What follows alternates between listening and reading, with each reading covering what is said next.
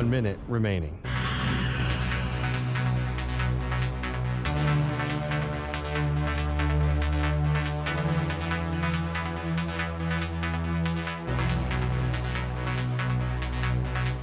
"45 seconds remaining.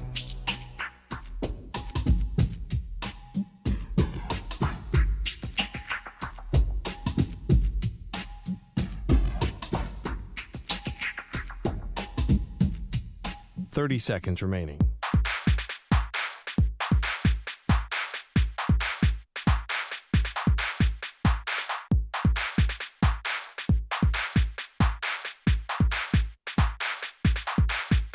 "15 seconds.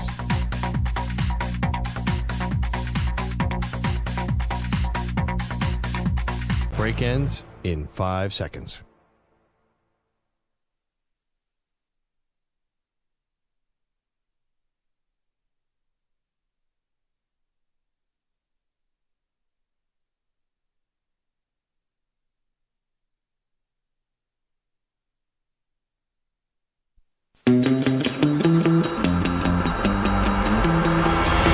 She once fell off a ski lift. He was called in for questioning. They are Maggie and Perloff on CBS Sports Radio. Oh, yeah, this quarterback situation in Pittsburgh, this is going to work, guys. Hey, welcome to the show. Maggie Gray, Andrew Perloff. We will get to the NCAA tournament. We got a lot of thoughts. We've got our own bracket to get to. A little Maggie and Perloff themed bracket. We've got expert breakdowns. We got it all, Perloff. But the quarterback news from over the weekend was wild. Kenny Pickett gets traded to your Philadelphia Eagles. And then what?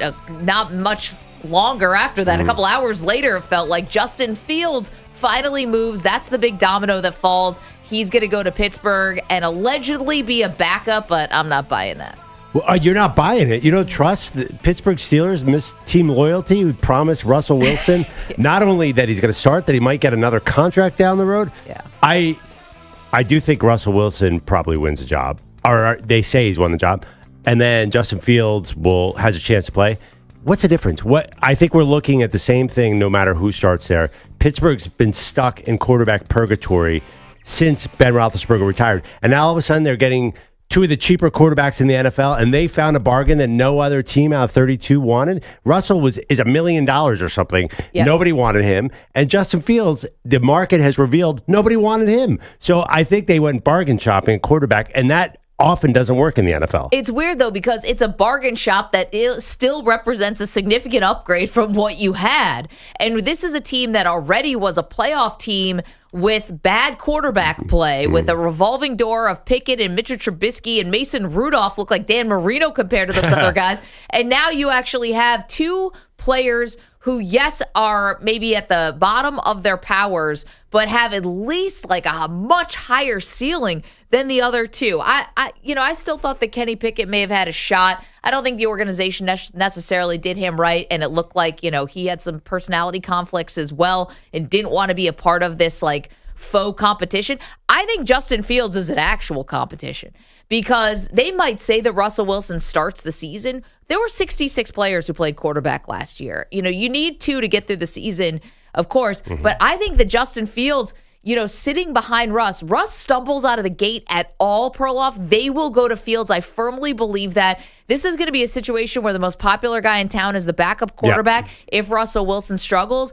And if Russ has got nothing left in the tank and the age is actually caught up to him, well, here's the younger, fresher version of what Russell Wilson could be. Fields has some of the good and also not so good qualities of Russell Wilson, like hanging out of the ball and taking a lot of sacks.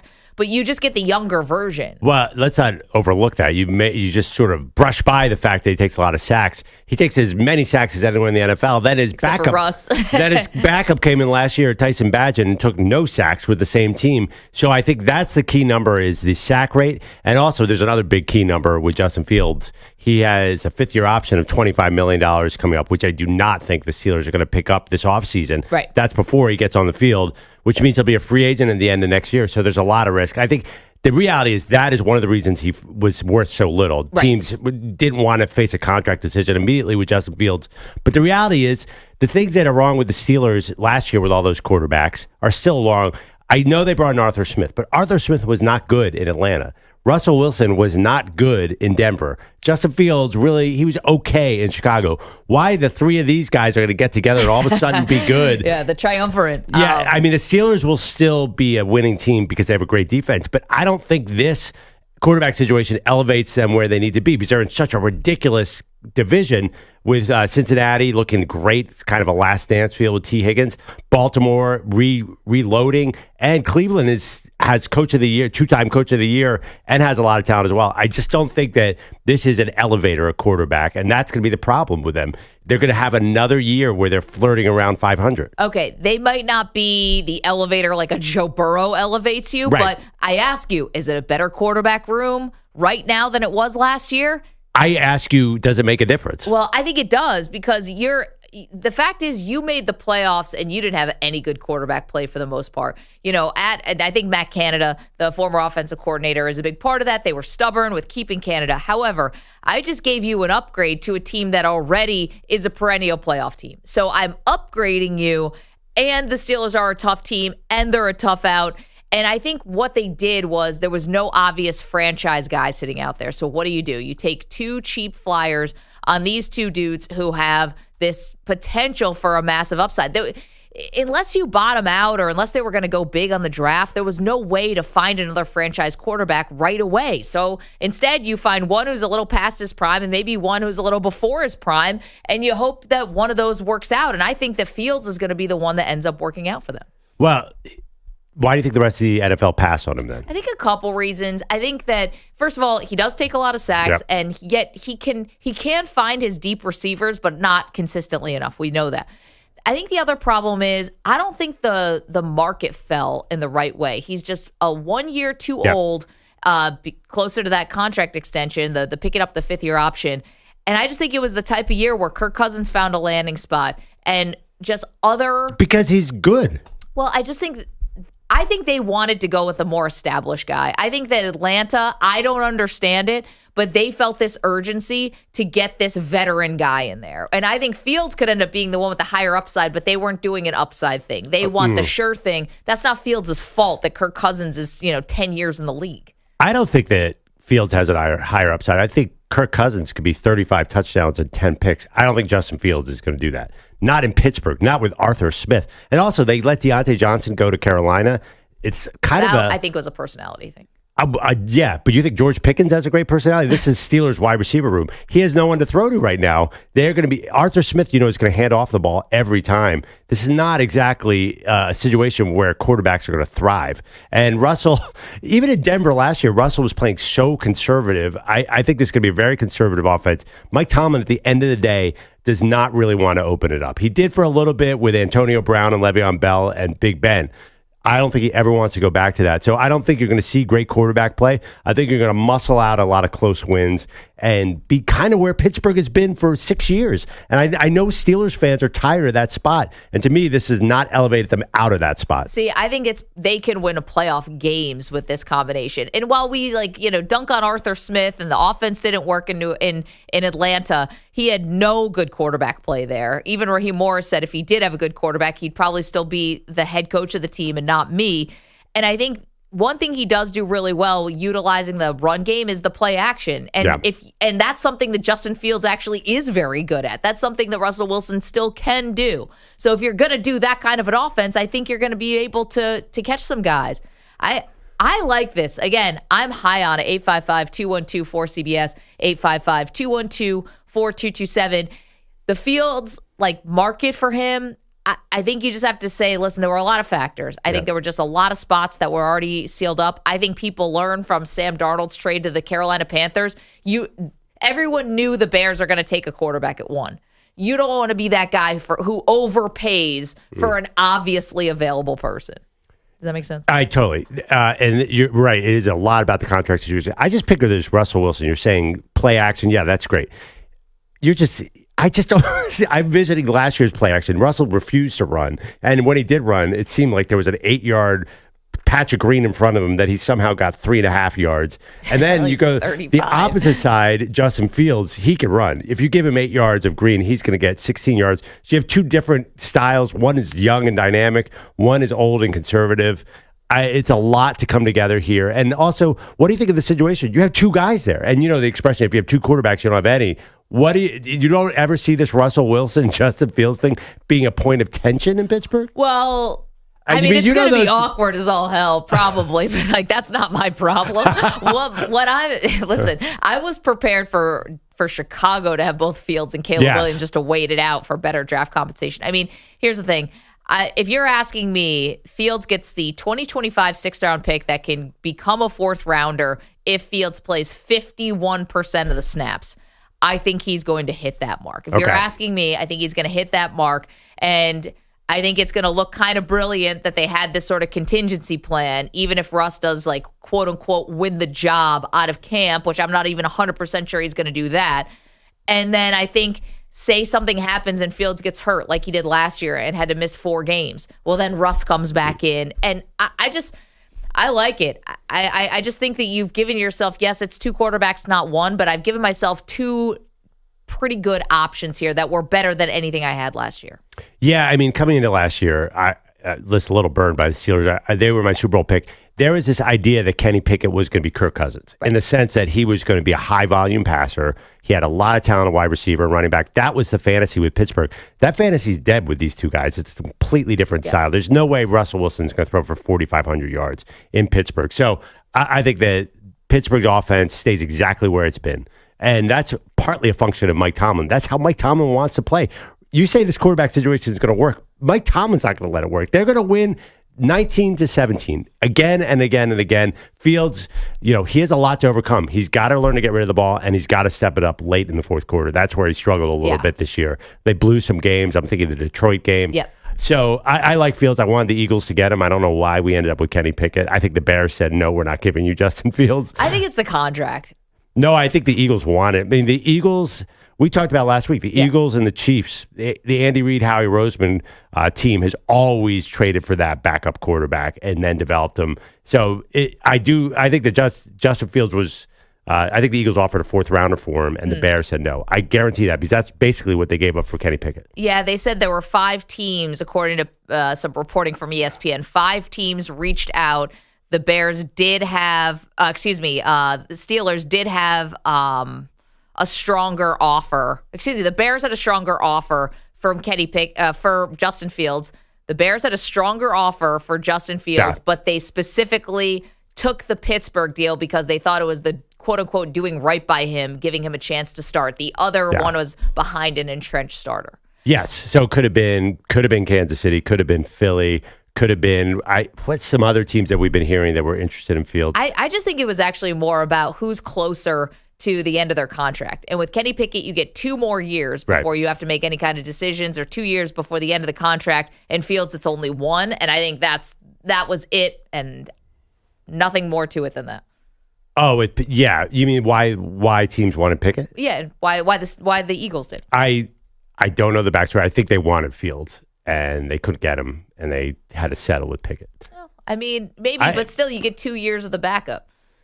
Yeah, I mean, I don't think they want him as a backup. I think they want to either have him start eventually or flip him. Yeah, that's possible too. 855-212-4CBS. Again, we will get to the NCAA tournament, both men's and the women's side, our thoughts on the brackets.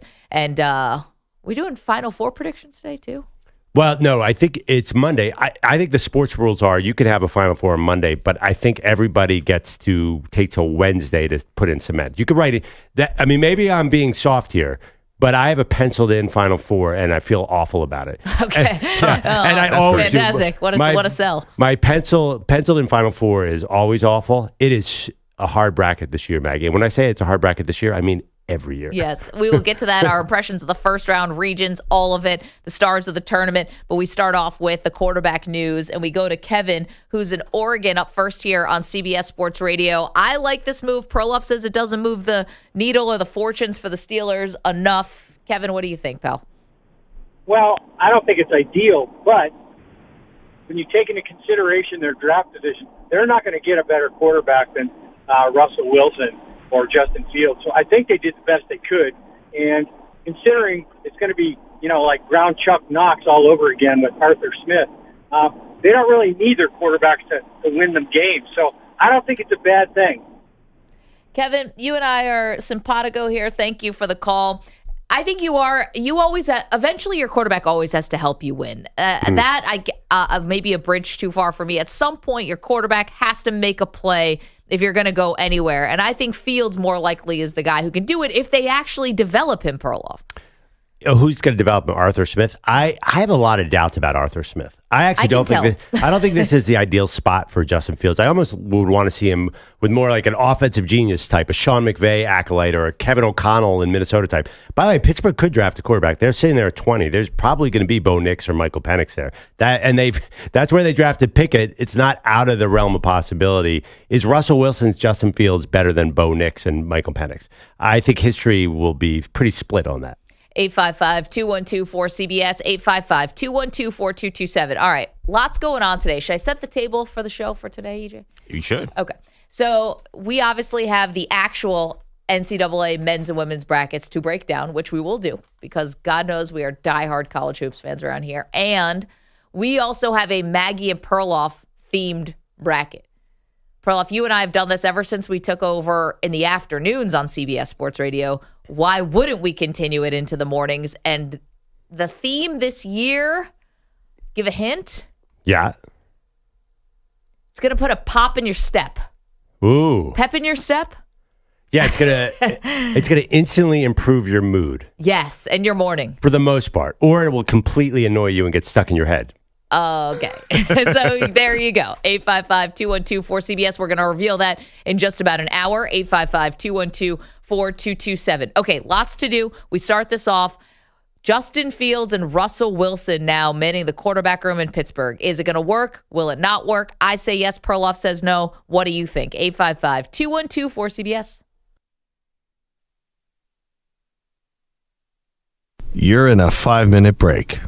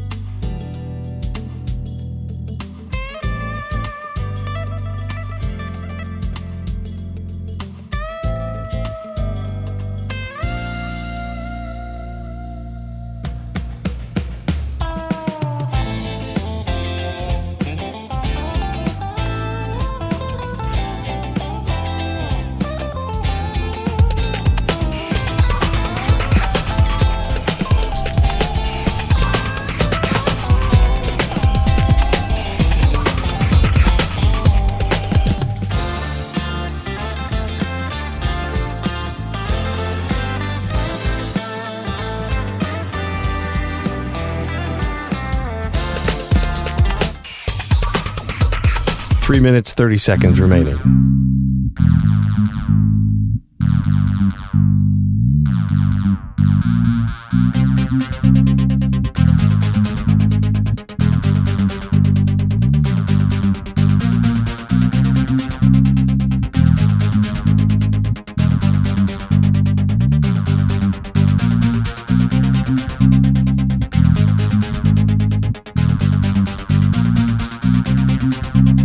Three minutes remaining.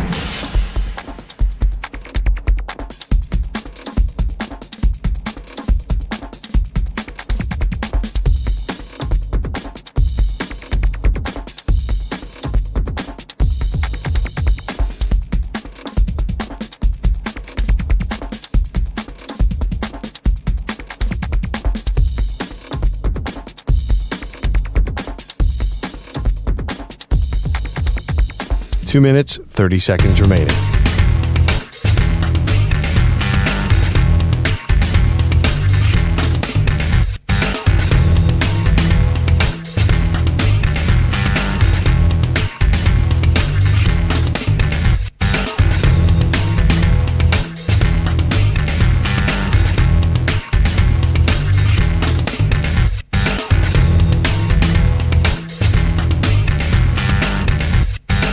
2 minutes remaining.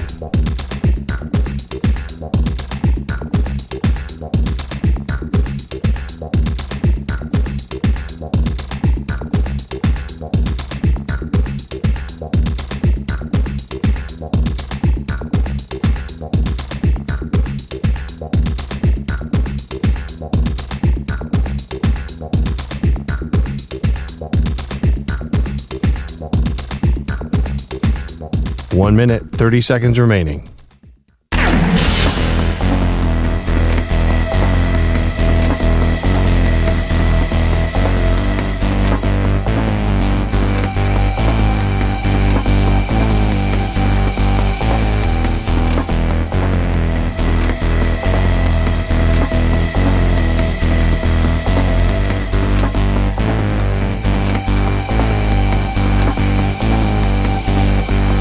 One minute remaining.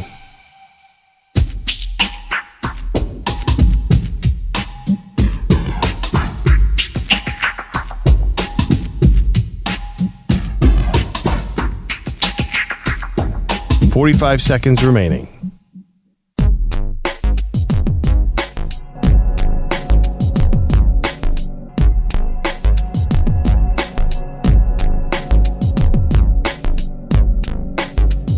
Thirty seconds remaining.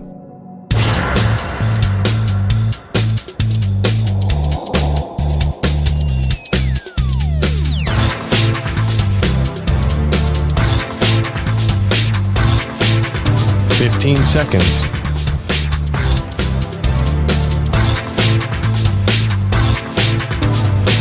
Break ends in 5 seconds.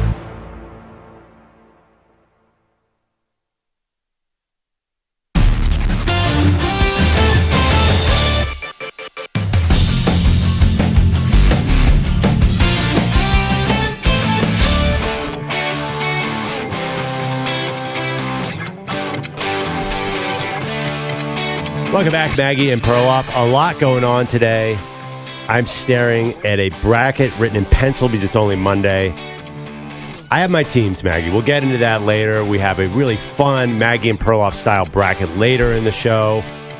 We started off with the Justin Fields to Pittsburgh debate. I think it's going to be more of the same in Pittsburgh, which is slow, mediocre offense, either with Russell Wilson or Justin Fields. Maggie thinks this is a difference maker. Is that fair to say? Yeah, I do. I think it's a difference maker. I think it's going to change the fortunes of the Steelers because it's an upgraded quarterback from what they had. They're already a playoff team. They roll out of bed and make the playoffs. Now let's get them winning a couple games in the postseason. Yeah, I just think the Arthur Smith is offensive coordinator coming over from Atlanta, formerly of Tennessee. Yeah. Big run game. And I know they have Najee Harris and Jalen Warren. I think Mike Tomlin wants to win games 19-13, no matter who his quarterback is. And I don't think he's changing anymore. Isn't that the way it goes in the AFC North, though? Yeah. Whatever your best laid plans are. And I know the Ravens had an unbelievable offense last year, and it got them to the conference championship game, but then it fell apart. I mean, this is how you have to win games in that division. 13-10. So if you look at the fits for Justin Fields could have gone to Atlanta and been a Pro Bowler. Right. He could have been completely dynamic. I just don't think first of all, they say he's going to be the backup to Russell Wilson. I don't see either of these quarterbacks in that offense being dynamic. Let's go to Jamie. He's in Georgia. Good morning, Jamie. How are you? I'm so sorry. I'm so happy to be on the show. Good morning, you guys. Oh, well, thanks for making the call. How you doing? Yes, I'm doing great. I would like to side with you, Maggie. I think the Pittsburgh Steelers will be not only a playoff team, but a Super Bowl team within the next 3 years with Russ and Justin Fields in the backfield as quarterbacks. And you think they're both going to be there in 3 years? Well, I think after the first two, I think Russell might retire and then hand the reins over to Justin. Interesting. Jamie, thank you for the phone call. Super Bowl team. Russ there for 2 years. I think this is a one and done for Russ personally. I think the Fields is going to take the controls from him at some point and never give them back. Yeah, but he'll be a true free agent after this year, likely, unless they pick up his fifth-year option, which economically doesn't make sense. Yeah. So they have to do that by May 2nd or May 3rd.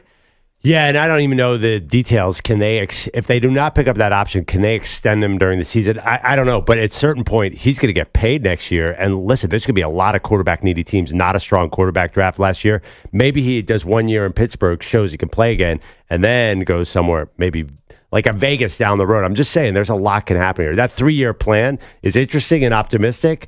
feels like a lot of obstacles to get past. Right, but think what you just said. If he plays that well, that he's lining up to have this big market where the market was basically nothing for him this offseason, then the Steelers did something right. Then they're the ones who found the inefficiency. And it probably doesn't jump from like you got traded for a 6th-round pick that could be a 4th to we're giving you $200 million. I do think there's a bit of an in-between there. It's quarterback situation. Quarterback situation. Right. Jordan Love, they got an in-between on. Still, I think Justin Fields is going to want a lot of money if he plays well. I still don't know how good of quarterback he is. It was the holding on to the ball in sacks in Chicago. Was that a function of Chicago's coaching staff and not a lot of support around him? Certainly the Bears did not develop him and did not give him the help he needed. Will Pittsburgh be any different? Pittsburgh is not a place right now, Maggie, to go to develop a quarterback. It just doesn't seem like that's the way they've been going. Because Kenny Pickett looked good. He threw 43 touchdowns at Pitt. I thought he was going to be good.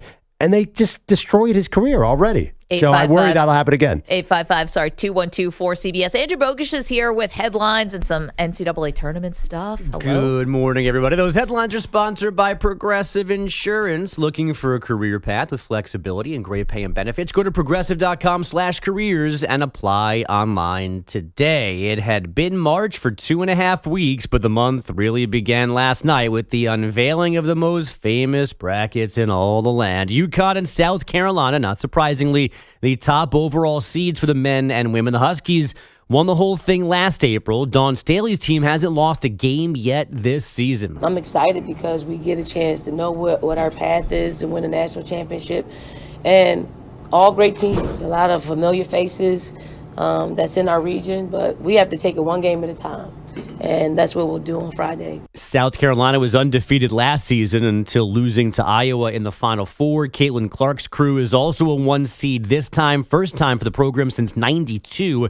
USC and Texas, the other 1 seeds, Houston, Purdue, and UNC for the men. And then there's Long Beach State, the 15 seed in the West. The Beach, the 49ers, the Dirtbags, whatever you prefer, dead in the water as February became March, so much so that they announced a mutual split with longtime head coach Dan Munson last Monday, and then they Cinderella'd their way through the Big West tourney with Munson still coaching. Well, I got the 99 run at Gonzaga, but as Mark Fuchs said in a text, why don't we have a run at the first year and one in the last?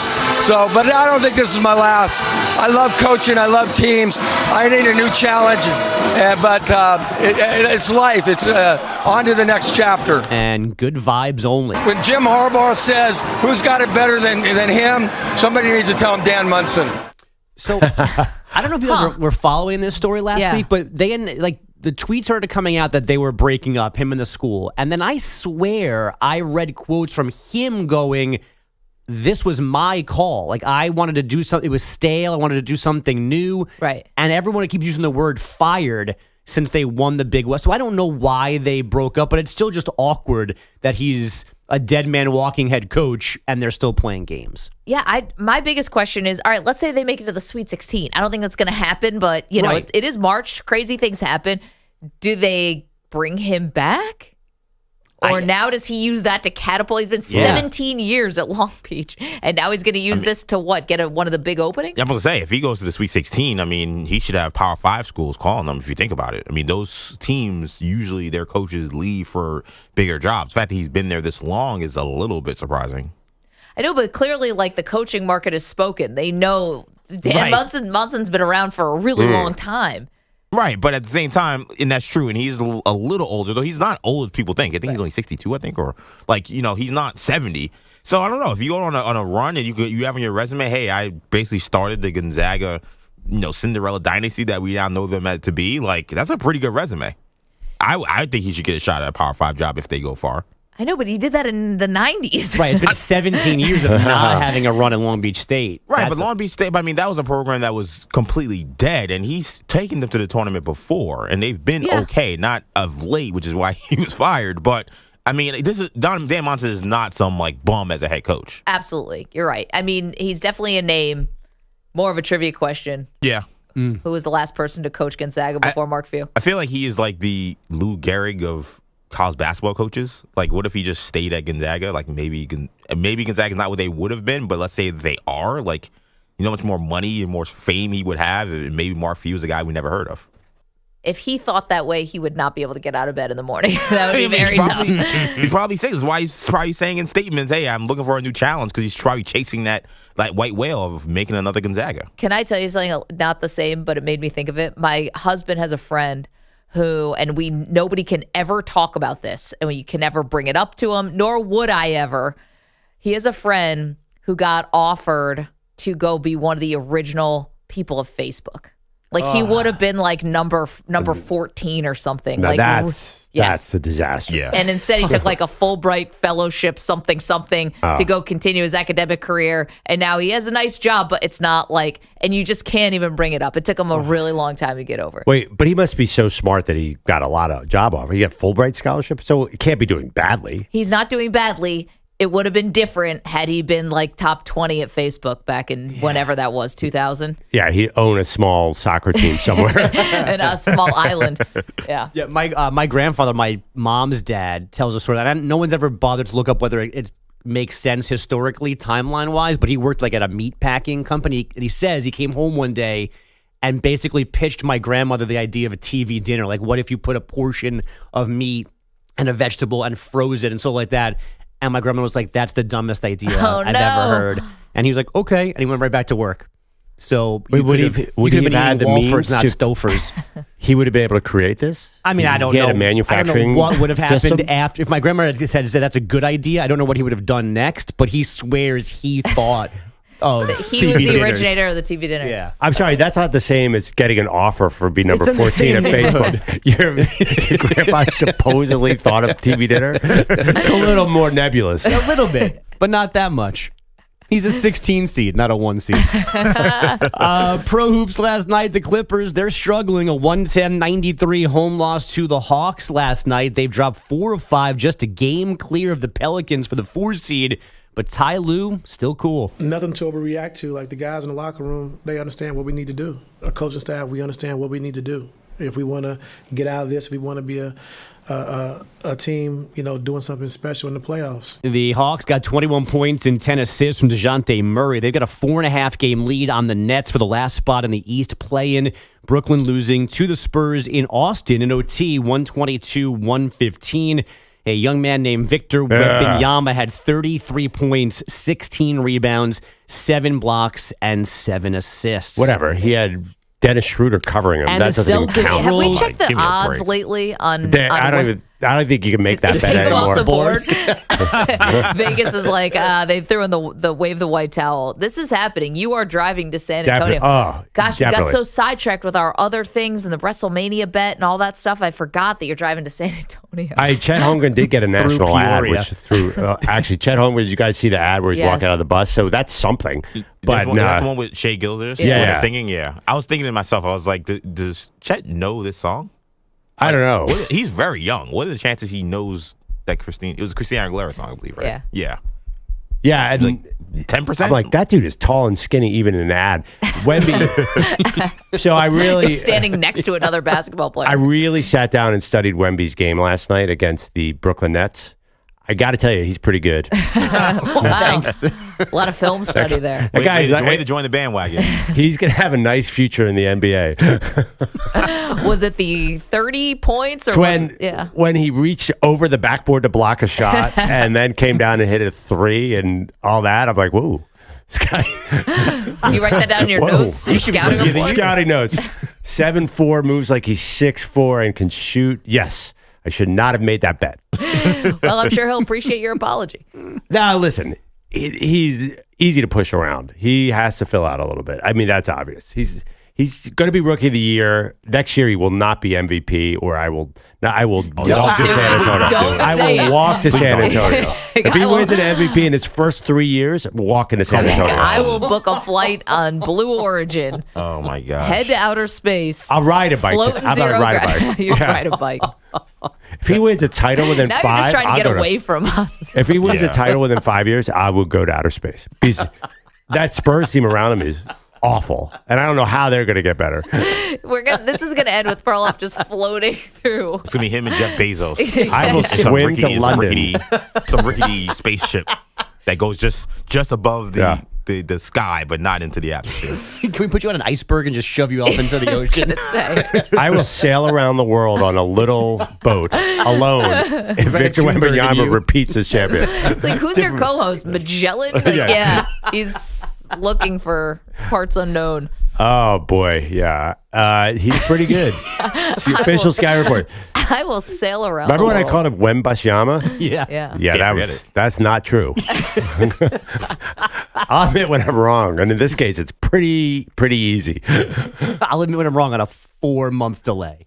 Yeah. I was holding on. I mean, I didn't want to get any positive vibes out there about Wemby. I wanted to convince voters not to vote for him. It's over.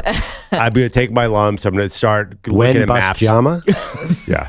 Wow. Start looking at maps. Yep. Part of it was Wembanyama just flowed so nicely, and I kind of convinced myself. But the Spurs still stink. Wembanyama? It doesn't matter. They beat the Nets, who are tanking. Forget it. I'm not. All right, I'm back at anti. But you guys are just enjoying this way too much. Look at Pete. Wembanyama? Yep, that's where the apology is going to come. Wembanyama? The Cleveland Browns reportedly signing Tyler Huntley as their 4th QB. The Winnipeg Jets is 6-1 rout of the Blue Jackets in Columbus. They joined Dallas and Colorado on 91 points atop the Central Division. And Scotty Scheffler closed with an 8 under 64 to erase a 5-shot hole to start the day. He's the first ever repeat winner at the Players' Championship. Guys, back to you. How crazy. It was like that was happening with Scotty Scheffler. And Wyndham Clark and crazy. Crazy. Kyrie's hitting a buzzer beater, left-handed hook shot from the free throw line, basically. And the bracket was getting released. Yeah. It's like, mommy. I'm like, not now. That's why it's my favorite time of the sports calendar. It's just crazy. It's hard to follow everything. Wow. Especially once opening day kicks around, and then you got like NBA playoffs run and Masters. It's crazy. The TPC was crazy because Wyndham Clark missed a putt that just barely missed to go into that extra round. There's nothing more tense than putts to win a golf tournament. I would totally melt in that situation. By the way, Bogus and I have a alternate road trip planned. Oh, wow. So Bogus is in now. Well, I refuse to let him drive with me to San Antonio because I know he wants to get away from his family just as much as I do. And you won't grant him that? Yeah, well, wait till you're a dad, EJ. You'll understand. But we might go on a road trip to Brooklyn, New York to see the. We're looking. Oh, wow. What is that? A whole subway ride? Yes. 20 minutes? Well, baby steps. And probably separate rides because I'm here longer than you are, so I'd have to meet you there. So we wouldn't even actually be road tripping to Brooklyn. Also, can you walk to Barclays, Perloff? Yes, easily. Okay, very easily. So the road trip is actually on foot. It's a stroll over the Brooklyn Bridge. Like I said, baby steps. Yeah. Oh, because you guys want to go see UConn play now. It's going to be in the East Regional. No. Actually, we're actually bummed that UConn and Duke are in the East Regional because that makes tickets through the roof. This is sort of, and I think Duke's in it too. The NCAA did this on purpose, right? To put at UConn and Duke. Well, those teams get like. I don't say preference, but they kind of let them know, hey, when you're a number one team, you can say, hey, I want to go there. But I felt like they want to guarantee that UConn will play Duke for TV ratings. I don't know. They don't openly admit that. They're supposed to say that, but I mean. Yeah, because otherwise Duke could have got knocked out and UConn would have gone through a run of mediocre teams. Yeah. But this makes tickets. I mean, can you imagine a ticket to seeing UConn and Duke? That would be through the roof. Yeah, once Duke and UConn were put in Brooklyn, I was like, well, those tickets are going to skyrocket. Like, I don't know why Duke even got that. Like, for a 4 seed to get, I know they're in North Carolina, but New York is essentially their second home. Like, for them to get that kind of home cooking was ridiculous. Well, I mean, how you guys are discounting the Vermont Catamounts and not seeing them coming, that's your fatal flaw. And when Vermont takes down Duke, everyone's going to be laughing. They might as well be playing that camera because it's going to be a 95% Duke crowd. It's ridiculous. 855-212 Bogus, thank you. 855-212-4CBS. All right, we are going to turn our attention to college hoops. One thing we were really bummed about when we saw the brackets released yesterday, we'll tell you about that next. Maggie and Perloff, CBS Sports Radio. You're in a 5-minute break.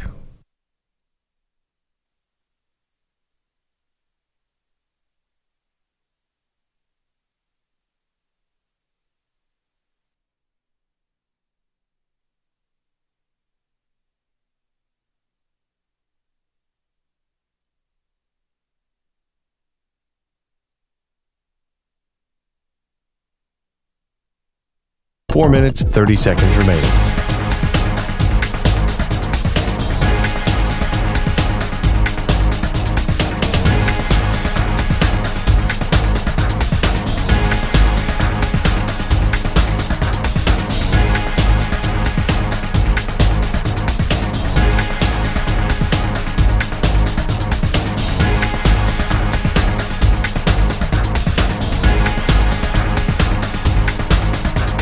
4 minutes remaining.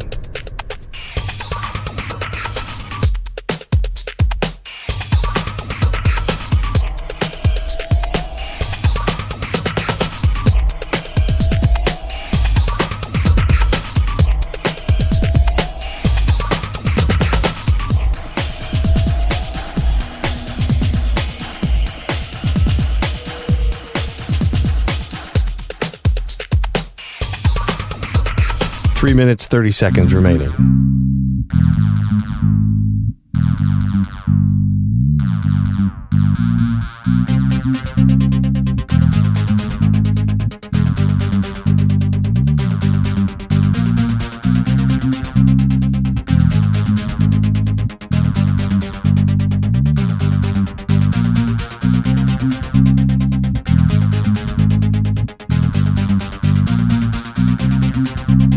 Three minutes remaining.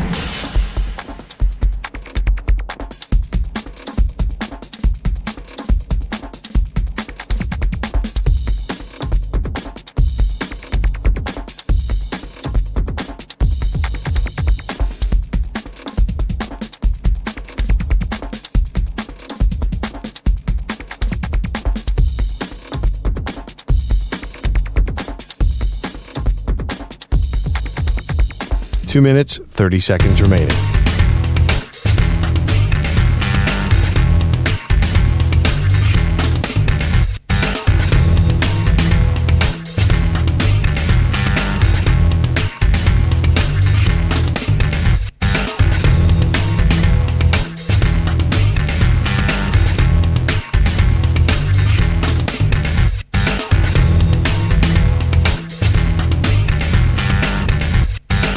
Two minutes remaining.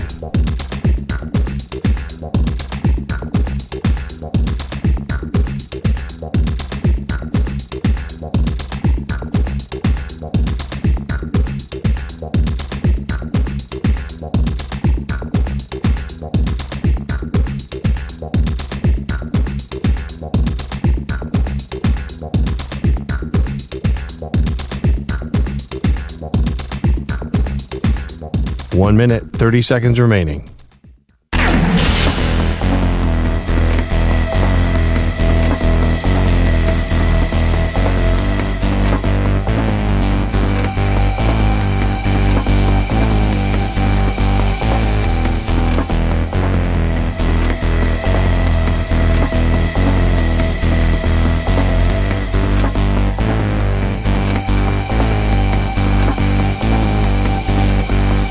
One minute remaining.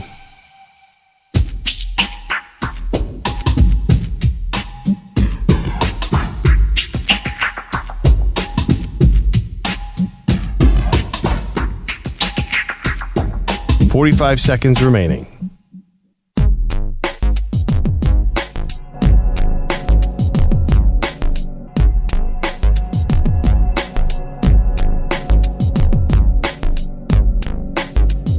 .30 seconds remaining.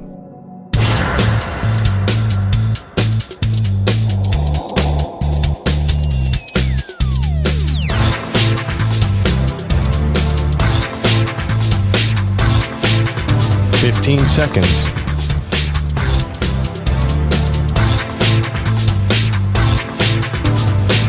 Break ends in 5 seconds.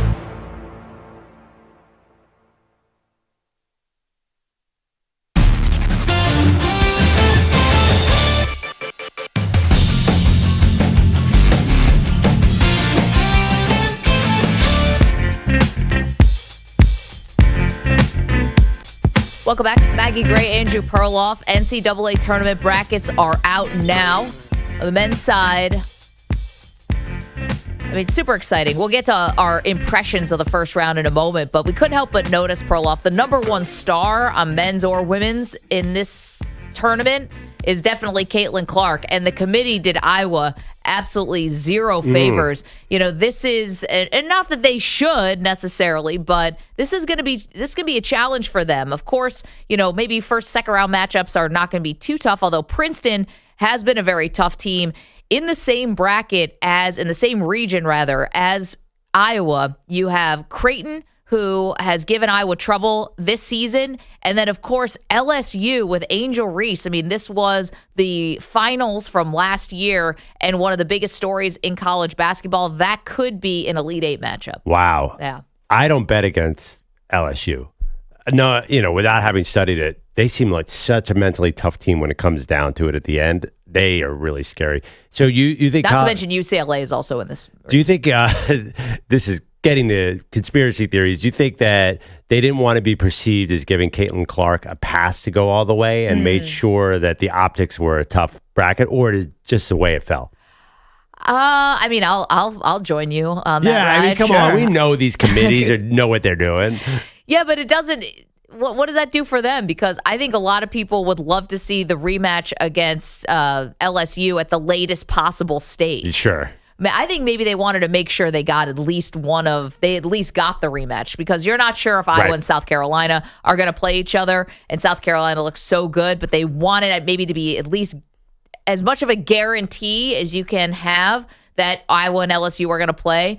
If you want to make sure you have that, or at least get close, then you got to put them in the same region. What would the dream matchup have been? Iowa versus LSU in the final, or Iowa versus South Carolina in the final? I think it's probably the better game is probably Iowa, South Carolina. Right. But LSU, I mean, that would be just epic. Be unreal. It'd be through the roof. Yeah. I kind of think that because LSU has not necessarily had the smoothest season, that this was actually the committee's way. You could say maybe they are making Caitlin Clark and Iowa's road more difficult, but this is a better way to guarantee you get that matchup than putting them on opposite sides. Well, that's what I was saying. Yeah. You want to take out some of the guesswork. But again, Creighton is here. They're a good team on the women's side. Obviously, on the men's side, they got a 3 the 2 seed in there, and that's not a picnic for for LSU either. They've had a great season. Totally true. Bruising team, UCLA, physical. So all of that is going to be very, very, very fun. But Caitlin Clark's got her work cut out for her. And then the same thing happened on the men's side with UConn, which is they get a really tough road. However, because they have on the men's side for UConn, 3 different conference champions who are in this bracket. So UConn, obviously, they won the Big East, but you also had Auburn, who won the SEC. You have Duquesne, right, who is a conference champion for the first time since 1977, I believe it was. And then you also had Iowa State, who won the Big 12. Add on top of that, San Diego State and Florida Atlantic, 2 Final Four teams from a year ago, all in this East region. Yeah, the committee said no more San Diego State, FAU, UConn Final Four. I have a stat that will make you think twice about putting the favorite UConn through. We were talking about this last night. There hasn't been a repeat champion since Florida in 2007. Not only has there not been a repeat champion, no champions got past the Sweet 16 since 2007. For some reason, the sport is set up. It's really, really hard to repeat. UConn's in a great spot to do that. But you got to share your theory on why this could happen. Oh, what I said last night on our call? I love this theory. I've been thinking about it all night. I didn't expect that to become national fodder. I said, the Kansas City Chiefs just made it back-to-back, and it hadn't happened since the early 2000s, so I think we're due. I think there's logic. There's logic there. It's probably more likely that LSU actually makes it back and wins again. One more stat from ESPN Stats and Info. Defending champs have lost in the first or second round in each of the past 6 tournaments, 3 of which were number 1 seeds. It's just a reminder of March Madness. UConn looks unbeatable through the Big East tourney right now, and Danny Hurley's as intense a man as there is.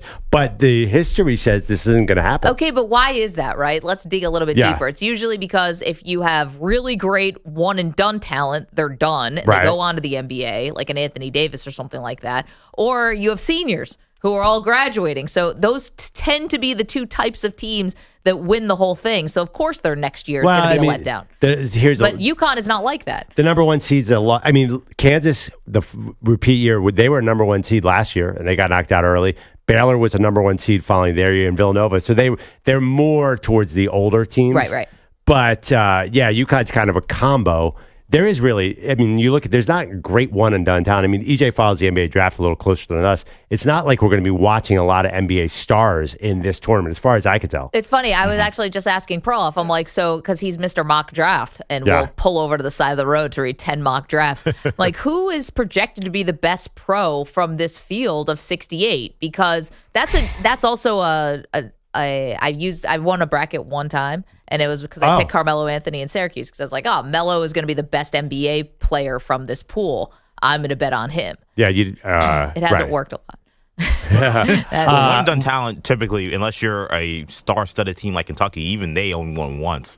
Usually one and dones go out very quickly in the tournament. It's a weird environment, a lot of pressure on these guys. They usually don't play well in those type of games. So, usually I always fade the one and done type team led by 1 or 2 guys, because but this year you don't really have them, though, right? You don't really have too many. I mean, one team is playing in the play-in. Colorado has Cody Williams, who's the brother of Jalen Williams with the Thunder. One of the Jalen Williams is on the Thunder.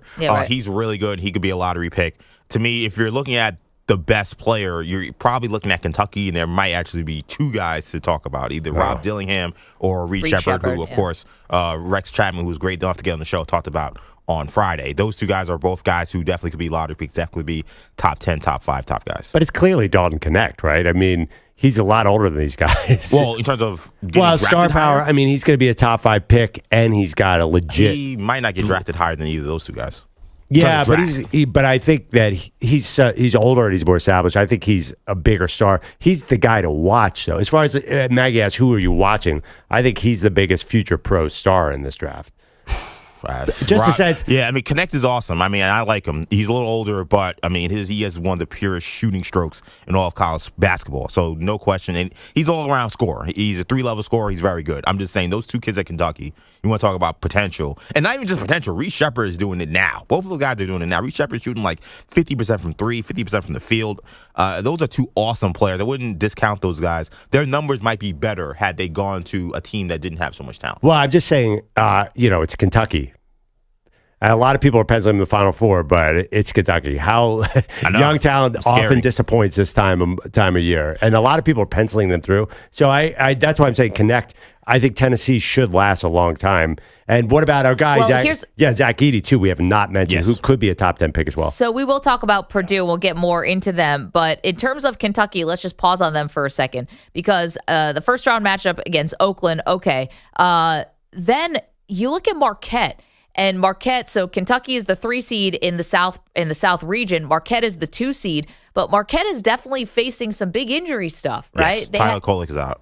He may come back for the tournament, but may come back for the tournament. And I know that they're being really positive about this, but you're talking about injuries to look out for. Kolek for Marquette. We talk about Kansas a little bit later on. They're banged up as well, and that's a team that doesn't have a lot of depth. So you want to make sure, how what percentage are these guys going to be at, because they're going to be asked to play a lot of minutes. This could be setting up pretty well here for Kentucky, just because if Marquette is dealing with injury stuff, then maybe you're on your way to the Elite 8 potentially. Tyler Kolek is an awesome point guard, maybe the best in the country. If he's not 100%, that's a tough blow for Marquette. And we look at Shaka Smart's record in tournament play of late. That VCU thing, that happened a long time ago. Yeah. Look at what they did after that, and look at what they've done at Texas. Not a lot of tournament success, and a massive disappointment last year as a 2 seed, losing to Michigan State in the second round. A lot of people being me, put them in the Final Four last season, and it did not work out well. So Marquette, really awesome regular season. He's built a good program there, but they're a little scary given the Kolek injury. Well, it just could be really bad luck. And then more, talent on that bottom half of the South region. Texas Tech, okay, but NC State, which got an 11 seed yesterday after blazing their way through the ACC tournament, but you play 5 games, 5 days. I mean, do you have the emotional stamina to sort of keep that up? Like, does this mean you're a team that's rolling, or did you just get hot for a couple weeks or a weekend really, because nobody thought that NC State was going to be a factor, and here they are? Well, I hope not. I mean, aren't they? They're clearly America's team right now. Is there anyone they're the darling of this tournament? DJ Burns is the most likable player. Everyone loves a big man. Well, they hate the big men, but they love the big men when it's like this. A very big man with a soft touch and a lefty. There's just something so beautiful about it. Yeah. Nobody can cover him because he's like, oh, this guy's turning a way that I've never seen except for Kyrie Irving, who had a lefty hook. Nobody takes a lefty hook anymore except DJ Burns. I mean, wait, they're all in the same bracket as my Houston Cougars. Are we forgetting about Houston once they get out there with that defense? Can they score? Yeah, they put up 40 points in the Big 12 final. They're going to strangle other teams on defense. So yeah, I just think it depends how physical you let Houston be. We're really breaking down this particular bracket. Well, the South is very interesting. We got the most. Maybe you talk about DJ Burns being a darling. How about the Japanese Steph Curry? Tamanga. Nebraska. Yeah, I mean, if you want to talk about a guy who could really turn it up, especially if they play Houston in the second round, they upset them. This guy will shoot from anywhere. I mean, literally no conscience. And he'll drop 30 on you. Yes, scary. That's a scary matchup if Houston has to play them in the second round. Big question we have about one of the blue bloods in this tournament. Perloff and I will get to that next. Maggie and Perloff, don't move. CBS Sports Radio.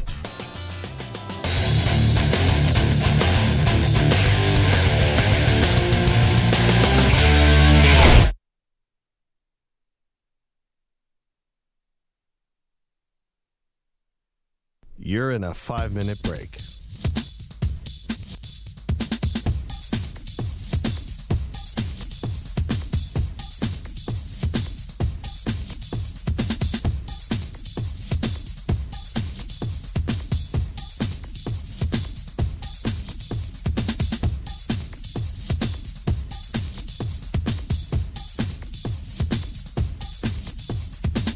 Four minutes, 30 seconds remaining.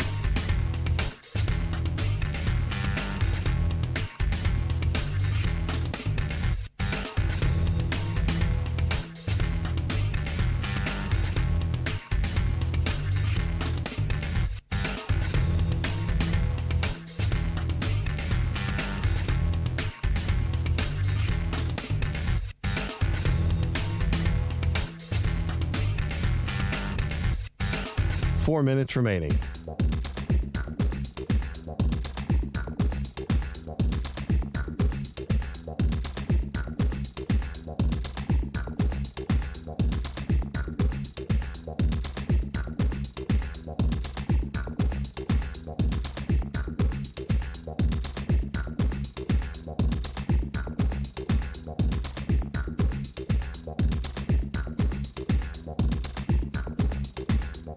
Three minutes, 30 seconds remaining.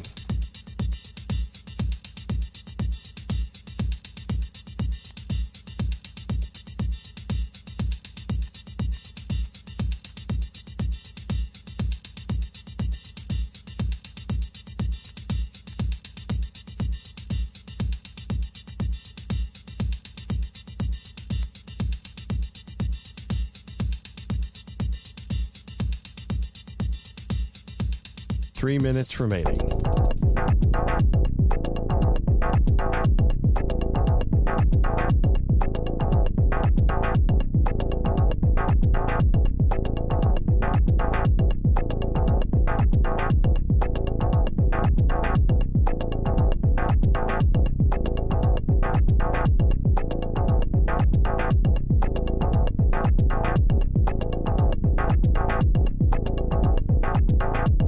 Two minutes, 30 seconds remaining.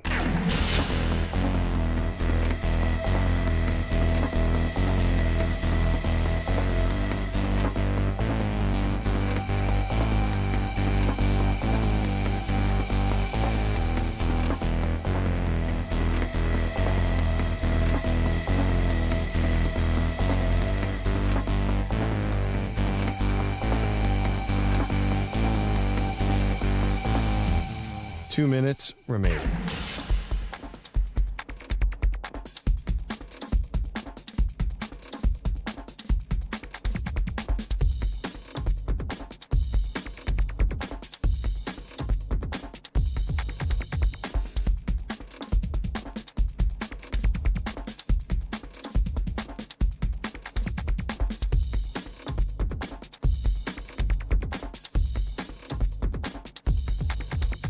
One minute, 30 seconds remaining.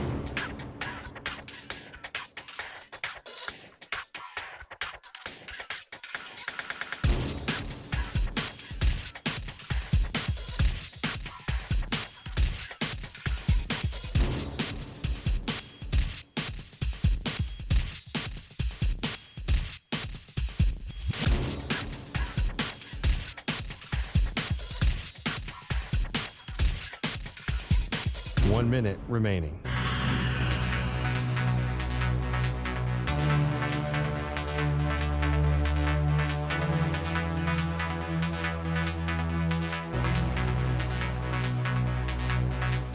Forty-five seconds remaining.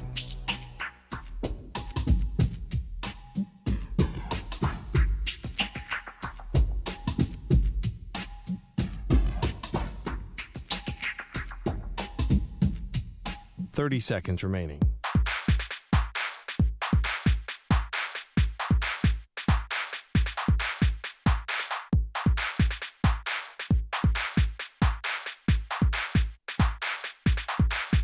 Fifteen seconds.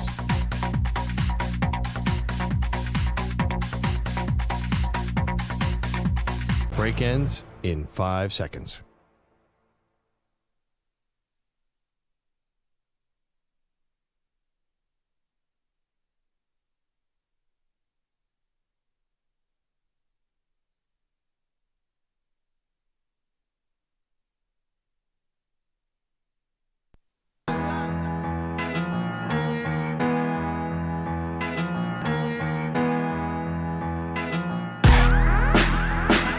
He thinks Frisbee golf is the sport of the future. She's sticking with football. They are Maggie and Perloff on CBS Sports Radio. Can top seed Purdue change their fate? Hey, welcome to the show. Maggie Gray, Andrew Perloff. The NCAA brackets are out now, Perloff. And, you can't help but go to Purdue. Purdue, a team last year that was a number 1 seed, that had Zach Edey, who was the National Player of the Year on the men's side. And what happened? They become the second 1 seed to get upset by a 16 seed when they lost to Fairleigh Dickinson University, FDU. Do you believe it? The Andrew Catalan call, which was phenomenal. But much like the University of Virginia in 2019 lost and was the first team to ever become a 1 seed upset by a 16 seed when they lost to UMBC, University of Maryland, Baltimore County. They came back the next year and won the whole thing. Can Purdue follow the same script that UVA did all those years ago and turn their, what was rock bottom of the university, losing to the 16 seed, and turn around and win the whole damn thing this year? So Purdue clearly has a blind spot. If you look at their recent tournament history, they lost to Fairleigh Dickinson last year. Yeah. The year before that, they lost to St. Peter's. So small schools from New Jersey are kryptonite for Purdue. Where's Princeton in this bracket? So I looked at their bracket. Yeah. I got Utah State. I got Gonzaga. I got South Carolina, Creighton. They're fine. They're fine. They actually lost to North Texas in 21. So they can lose. They can lose to anyone. I actually saw Seth Davis did a story, went down there and said that Purdue has been watching tape of that Virginia team, talking about that Virginia team all year long. Just the awareness of what has happened and what can be. I have a feeling they break that trend this year. Not saying they're going to win it all, but they are not going to be the huge flop they've been, because I think mentally that coaching staff has to be in their head. Listen, you have to bring your A game early in. I feel like there's going to be a sense of desperation that is going to lift them, because you can't be that bad this long. Listen, I don't think they're going to lose in the first round again, but let's also, yes. I mean, I think the expectation, I think they make Elite Eight. Like, that's what I'm talking about. No, I'm not saying that, not just saying that they won't lose in the first round. I think they actually deliver on some of their promise this year. Now, and the promise and the expectation is to get much further. Well, they're a 1 seed. Isn't the promise the expectation to go to the Final Four? Wow, do you even think they make the Elite Eight? I have to ask you that. I don't think so. And here's the thing. UVA had something going for it that I don't think Purdue does, which is the style of play that UVA does is not just incredibly boring, and a lot of people were actually bummed that they even made it into the tournament this year because they were a staunch bubble team. They were one of the last 4 in. Going up against that kind of style of defense can really throw a lot of teams off their game. In terms of Purdue, it's a little bit more traditional. I mean, they've done a really good job this year of trying to make up for some of the holes from last season, which is primarily getting their 3-point shooting in a much better spot. However, you get into the tournament and it's 1 game, the 3-point shooting we know can always leave you. Sure. And that to me doesn't automatically signify, okay, we improved our 3-point shooting, which is just one of the things that Purdue did. They've made a lot of upgrades, but We increased our 3-point shooting. We became a more efficient 3-point shooting team. Ipso facto, that means we're going to go a long way in the tournament. I never thought 3-point shooting was a recipe for the tournament and for success. So forgive me if I'm not believing it. The other part, too, is Matt Painter and Purdue. Matt Painter has been one of the most disappointing tournament coaches in college basketball. And what's crazy about it is Matt Painter is an excellent basketball coach. They win so many games, number 1 seeds year after year. They get to the tournament, and you mentioned it, all the bad losses they've had. Between him and Rick Barnes, it's like a NCAA tournament flop off because Rick Barnes also has that same kind of reputation, and Tennessee won a lot of games and will win a lot of games and has one of the stars of the tournament, Dalton Knecht. Yeah. I can't believe it with Matt Painter. There's something about the tournament that does not suit his coaching style, or the moment gets too big. I don't know what it is. Do you think, though, that these trends through the history of college basketball tend to reverse themselves? I'm old enough to remember when Arizona was a famous number 1 seed choker. Then they turn around and started to win. Kansas used to choke all the time. Sure. I think you do get over it. And here's my one distinction for this team. An older, more ready Zach Edey. Now, last year, when they lost to Fairleigh Dickinson, Zach Edey had a huge game, then I just read the stat, did not get a shot off in the last 9 minutes of the game. So I think Zach Edey... Coaching, that's coaching too. That's coaching, but I think Zach Edey is a little more mature, a little more competitive this year. We were talking earlier in the show about mock drafts. Nobody has Zach Edey in the top 5, which has always kind of mystified me. He's huge. He's mobile. He's just not tough. Now, I would think that he would have learned some toughness at this point. Maybe I'm taking a leap of faith that isn't appropriate. I think that Zach Edey is not going to let the last 9 minutes of the game go without taking a shot. I think they're going to be more aggressive and somewhat desperate because of this terrible history. So here's how it's lining up here for Purdue. They're in the Midwest region, so they'll play the winner of Montana State and Grambling. That's one of the first 4 in. That will happen in Dayton on Tuesday and Wednesday. I'm not exactly sure when that game is. And then here are the other teams that could give them a little bit of trouble in the top half of the bracket. Kansas, but we already talked about they have some injury stuff going on with 2 of their top players. We got to wait and see. Gonzaga, EJ's Gonzaga Bulldogs, who are a 5 seed this year in the Midwest region. And this is not a great Gonzaga team. We've seen great Gonzaga teams. You want to know what? They've come up short. This could be a Gonzaga team, and EJ, you'll know more about them, where the whole is bigger than the sum of the parts type of thing. And maybe there's just a tiny bit of pressure off Gonzaga this year, and maybe that helps them. One other thing I want to bring up in this bracket, which is a lot of fun for people like me and you, and we love filling out these things, McNeese and Samford.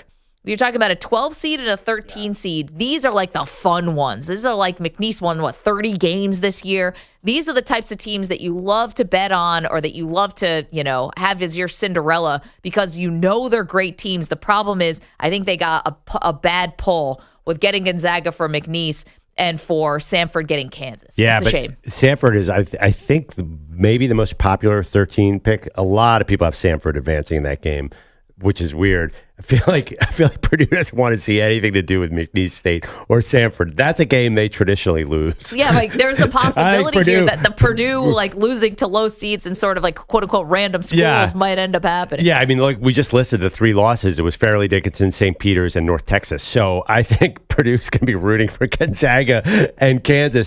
The funny thing about the Gonzaga potential Purdue matchup is Purdue has washed Gonzaga twice in the last 2 years in non-conference play. Oh, interesting. So this has not been a good matchup for Gonzaga. They beat them early this year. They beat them early last year. The one thing about Purdue, and the last loss last year was a little different than the other ones. You had Fairleigh Dickinson playing like some kind of junk defense that essentially took Edey out of the game. I think a lot of that wasn't really Edey's fault. It was actually more probably Matt Painter and point guard Braden Smith's fault. Braden was a freshman last year. This year, he averaged 7 assists. He's one of the best point guards in the country.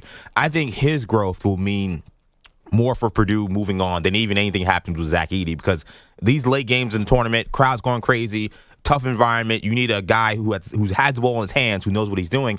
Braden was awesome last year, but he was a freshman, and I think he didn't show up in the moment playing against some wacko 1-3-1 zone. I think this year it's going to be harder to do that against a guy who's been so seasoned, has been so good down the stretch. How far do you have Purdue going? I think that Purdue is an elite, at least an Elite Eight team. I have them in the Final Four right now. Wow. I think this bracket set up really well for them. I mean, again, they've had a lot of success in Gonzaga. I don't love the Utah State TCU matchup because neither team is a great shooting team. Kansas has a million injuries. I think they can go out in the first round. And then the bottom half of the bracket, Tennessee is not a team that scores a lot. So I think Purdue will be very comfortable playing as a team that, quite frankly, plays a lot like the Big Ten teams that are around there. Creighton has a lot of size. That'd be maybe the one team I'd keep an eye on if they get all the way to the Elite Eight matchup. But I honestly think Purdue got a great draw. Ooh, watch out for South Carolina a little bit in that region, too. That's funny. I have them being upset by Oregon in the first round. Not just because I'm a Duck supporter. I've got the Duck suit hanging in the office, and I've jumped on to all things Eugene. But there's a stat that Dana Altman has never lost the first round of an NCAA tournament. So I'm going to go with that's going to continue. I think South Carolina, fun story. I think their coach won ACC Coach of the Year. Am I right about that? SEC, yes. SEC Coach of the Year, pardon me. But I don't think they're so special that. But they're an SEC team, which means they have 5, 6, 9 defenders who can run everywhere. I'm telling you, you're right. That's a great stat about Oregon. But I feel like Tennessee's dying to get upset too, and Purdue and Tennessee feel like the big potential upsets, meaning that particular bracket could have a lower seed advance. I'm telling you, between Rick Barnes and Matt Painter, pick your poison. Exactly. Right. But I think they both are probably very happy with the brackets that they got. They don't have a Duke. They don't have some of these power teams in their bracket. They have teams that either haven't done it or teams that are in down years. Kansas has massive injuries. I mean, there's a reason why people are picking Stanford to win that game. Stanford gets up and down the court. They shoot a ton of threes. They shoot them at a high clip and at high efficiency. I mean, Kansas is maybe in a lot of trouble. Even if they get past first round, whether they get McNeese or Gonzaga, Kansas is not really going to probably be a team that's going far in this tournament. So I think both of them got to feel pretty good. I think if there's one team that anybody should be really scared about in terms of a lower seed, I think Texas. Texas kind of had a down regular season after coming off a great season last year, but they have awesome guards. Max Asmus, who's been a tournament darling in the past, now he's with Texas. He's really good. Tyrese Hunter has hit game winners this year. So that may be, if I'm looking for a team that may upset Tennessee or upset Purdue late, that would be the team I would look at. I want to check right now what the opening line was, going back for a second. The opening line for Samford and Kansas, if you just bear with me for 1 second. Right now, the line stands at Kansas, a 7.5 point favorite. I believe this opened a lot bigger, though. Vamp for me for a moment. Well, I mean, it makes sense that Kansas would get an early big number considering Kansas is Kansas. But Samford is Samford. And Samford is Samford. But at the same time, I don't know how many people are familiar with these injuries. Hunter Dickinson, who was the biggest transfer portal player that was available this past offseason, he has suffered a dislocated shoulder. And if anybody's been paying attention to the NBA and seen what Julius Randle has been through, Julius Randle has gone for 2 months with this injury. So is Hunter Dickinson going to be ready to play in 3 weeks after dislocating his shoulder? I mean, that's very hard to believe. And McCullough Jr., who's also their second best player, he's been hurt pretty much the whole second half of the season. So, and they don't have depth. They don't. They don't. They have they have a Australian Frumfee. He's an excellent shooter, but they're not as deep.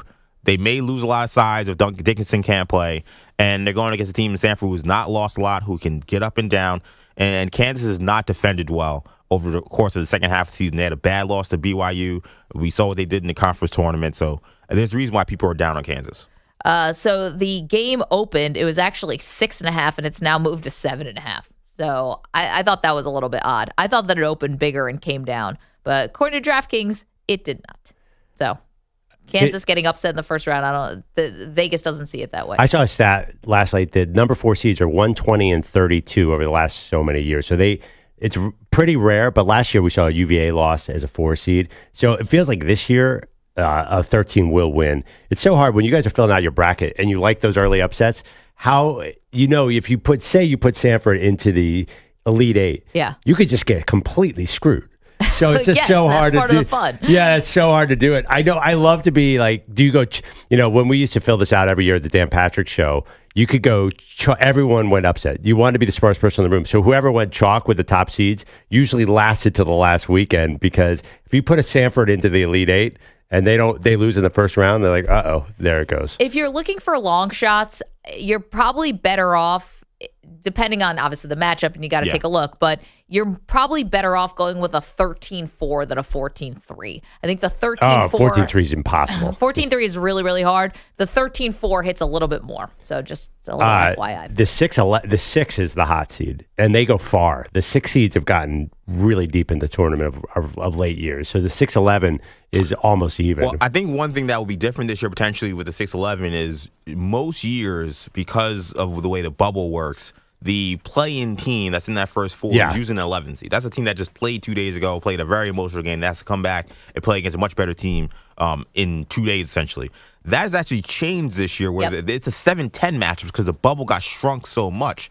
So, for example, a team like Texas is going to be getting maybe a team that's hot, but a team that's a little more tired in that first round. So I would be very interested to see if those 6 teams are getting an 11 seed that's fresh, that hasn't come off a play-in game, if those teams will have better success this year than you have in years past. Well, here are the 6 seeds. You got South Carolina is 6, Texas Tech is 6, BYU and Clemson. Now, it's funny, watching last night, of various of those teams, there were analysts who were into all those teams. I'm looking...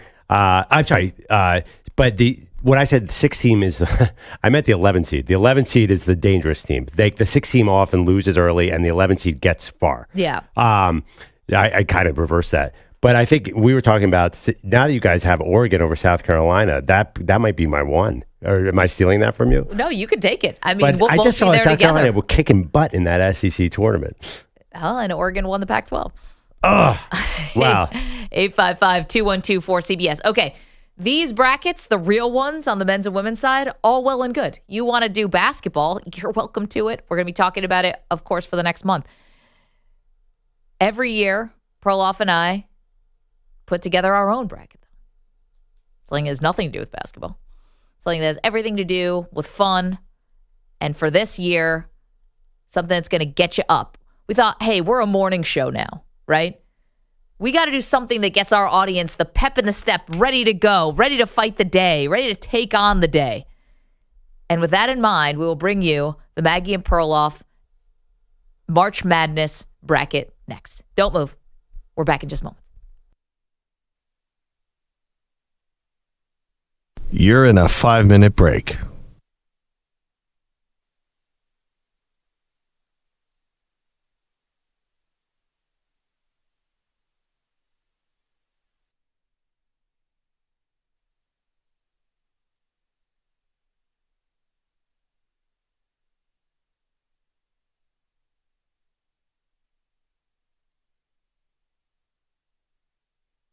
Four minutes, 30 seconds remaining.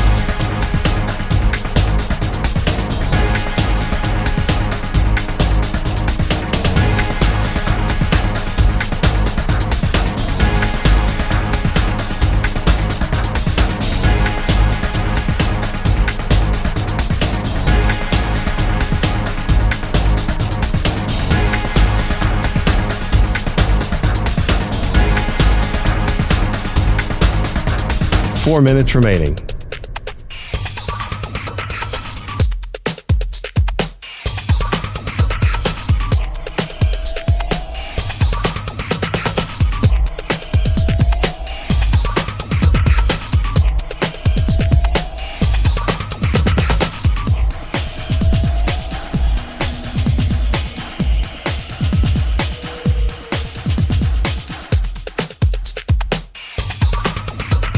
Three minutes, 30 seconds remaining.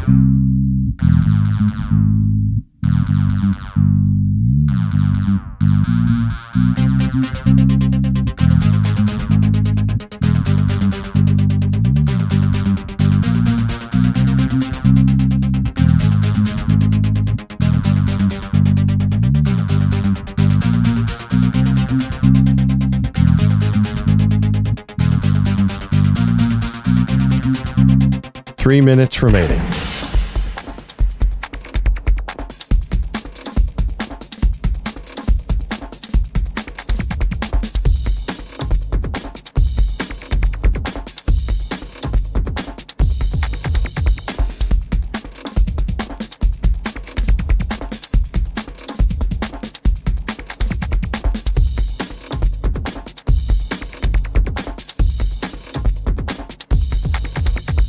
Two minutes, 30 seconds remaining.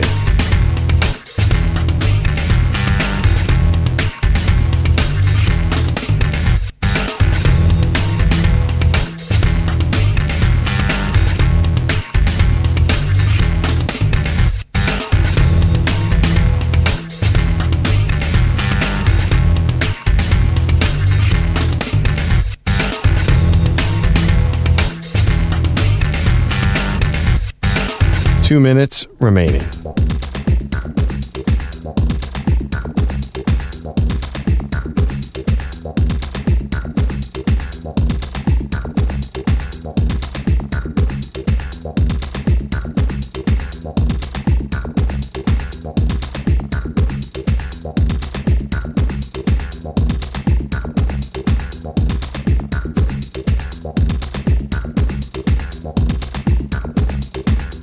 One minute, 30 seconds remaining.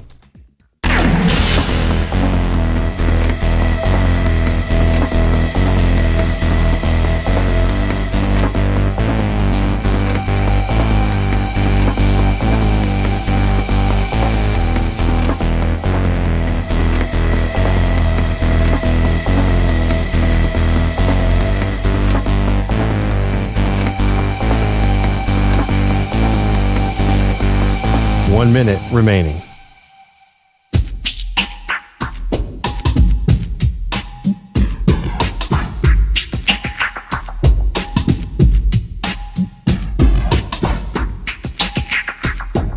$45 seconds remaining.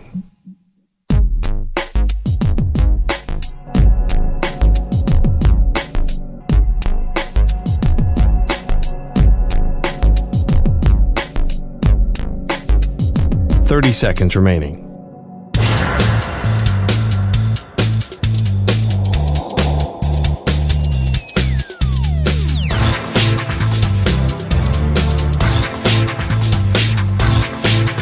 $15 seconds.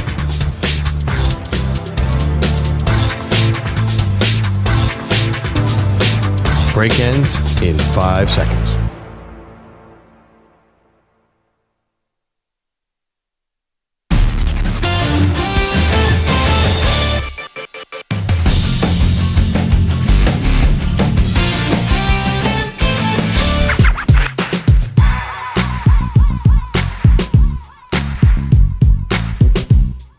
Welcome back to the show. Maggie Gray, Andrew Perloff. Okay. We've got multiple ways that you can get involved even more with the show during March Madness. If you'd like to, EJ, why don't we retweet this right now? Our pal Nick in Texas runs the unofficial Maggie and Perloff Facebook page. We love Nick. He does a great job. He does our NCAA tournament bracket. It's awesome. You can join. It's on CBS. It's called Pearl Jam Season 3 because this is the 3rd year of our show. So we'll tweet out that link for you and put it on social media so you can have it. It's the regular brackets, just straight up. Come and hang with us and have a lot of fun and see if you can and most likely will beat Perloff and myself getting more. Right. It's not a low bar. If you want to say, hey, I beat 2 radio hosts in a bracket challenge and you want that kind of confidence boost, we are happy to provide it for you. And you can make fun of me if my wife beats me for the 3rd year in a row. That's right. Sarah has been much better at this than you have. Okay. We also like to do an alternative bracket, and that's where we find ourselves this year. This has been a lot of work. EJ, Kaplan, you guys have gone through painstakingly, and we will reveal right now the Maggie and Perloff March Madness theme for this year: one-hit wonders. Now, Yes. Perloff, we've broken it down into 4 different regions. You've got the weddings region, the last call region, the turn it up region, and the cruising region. And today we will reveal the top 1 through 16 of the weddings region of one-hit wonders. So with the number 1 overall seed in this March Madness, this one-hit wonders March Madness, we bring to you My Sharona.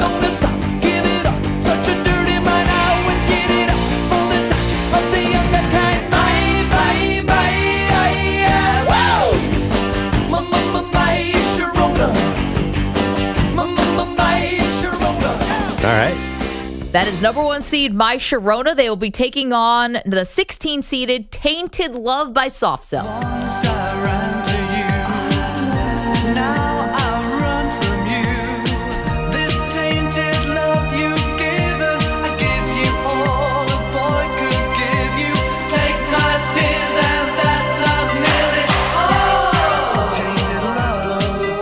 Wow. We're out of the chute with a bang here. UVA Purdue, watch out. You got a number 1 seed who's in big trouble. All right, more one-hit wonders, the Maggie and Perloff March Madness bracket. This is the 8th seed, the Macarena by Los Del Rio.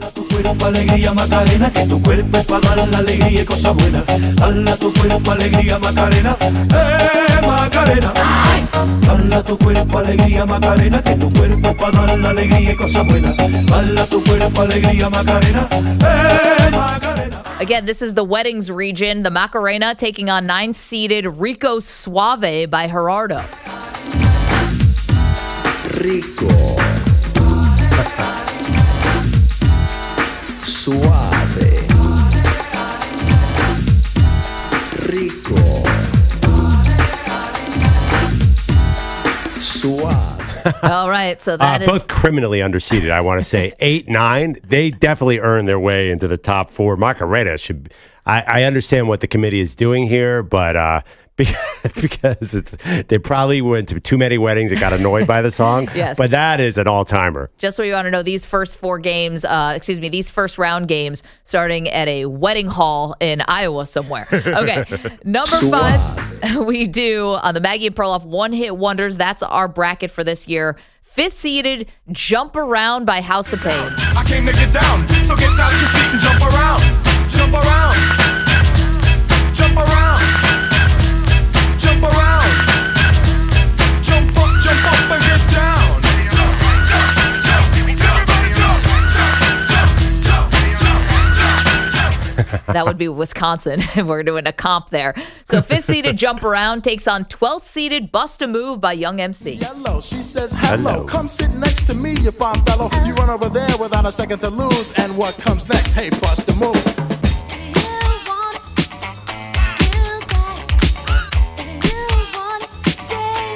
Just bust a move. By the way, I will run over the caterer, get to the dance floor when this one comes on for the wedding. I'm surprised that's a one-hit wonder because Young MC, when he came out with Bust a Move, first of all, it's the greatest song ever in 1989. I remember this. And he was obviously young by the name Young MC. You would have thought that he had another one. He had the most literal name in sport, in maybe music history, Young MC. Right. It's like when we were naming the show. They were like, don't overthink it. Maggie Perloff. I think if you were going to take a draft somebody, Young MC would have been a high pick because he was so young and already came out with Bust a Move. What a disappointment. Where's old MC? We'll have to hunt him down. We could probably rent him for like $5,000. Okay, we move on. This is the Maggie and Perloff one-hit wonders. That's our theme for March Madness. We move on. We are in the weddings region. The 4th seed, it's Ice Ice Baby. Vanilla Ice.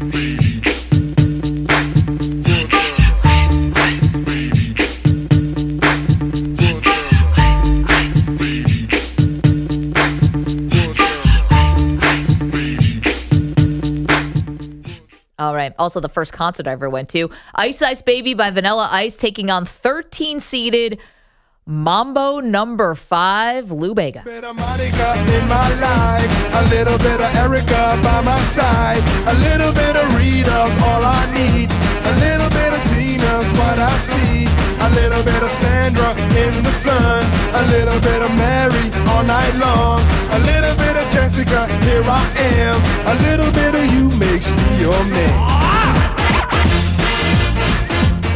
This is where I apologize to America. I'm sorry that you had to start off your Monday with Mambo number 5, but that's my personal feelings getting involved. Well, Lou Bega, by the way, if you're going to do one-hit wonder, I mean, does Lou Bega even have a second song? No. This is why he's here. We are doing one-hit wonders. Let's move on. This is the Maggie and Perloff March Madness bracket. Number 6 in our weddings region, Cheryl Lynn's Got to Be Real.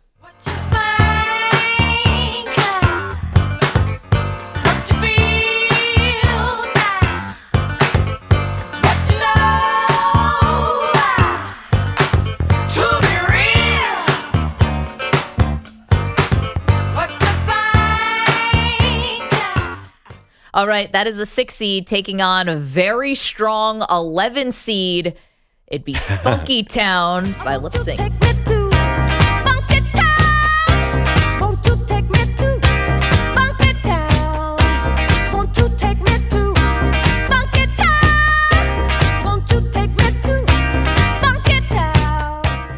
that seems unfair. Those are actually two great songs. I'm telling you, Funky Town is a real jam. Yeah, And Got to Be Real is probably the best song in this whole bracket, but you're right. It's not a one-hit wonder necessarily like Lou Bega.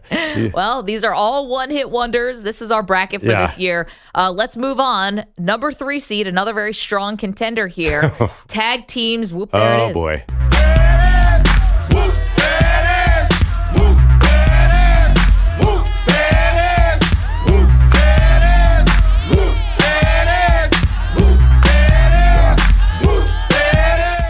Wow, we're getting Whoop, There It Is, and Macarena and Mambo No. 5 stuck in people's head. Well, this is the weddings region, so we're trying to go with some of the things you might hear at a wedding. So Whoop, There It Is, number 3 seed taking on the 14-seeded Barbie World. Barbie girl in the Barbie world, life in plastic, it's fantastic.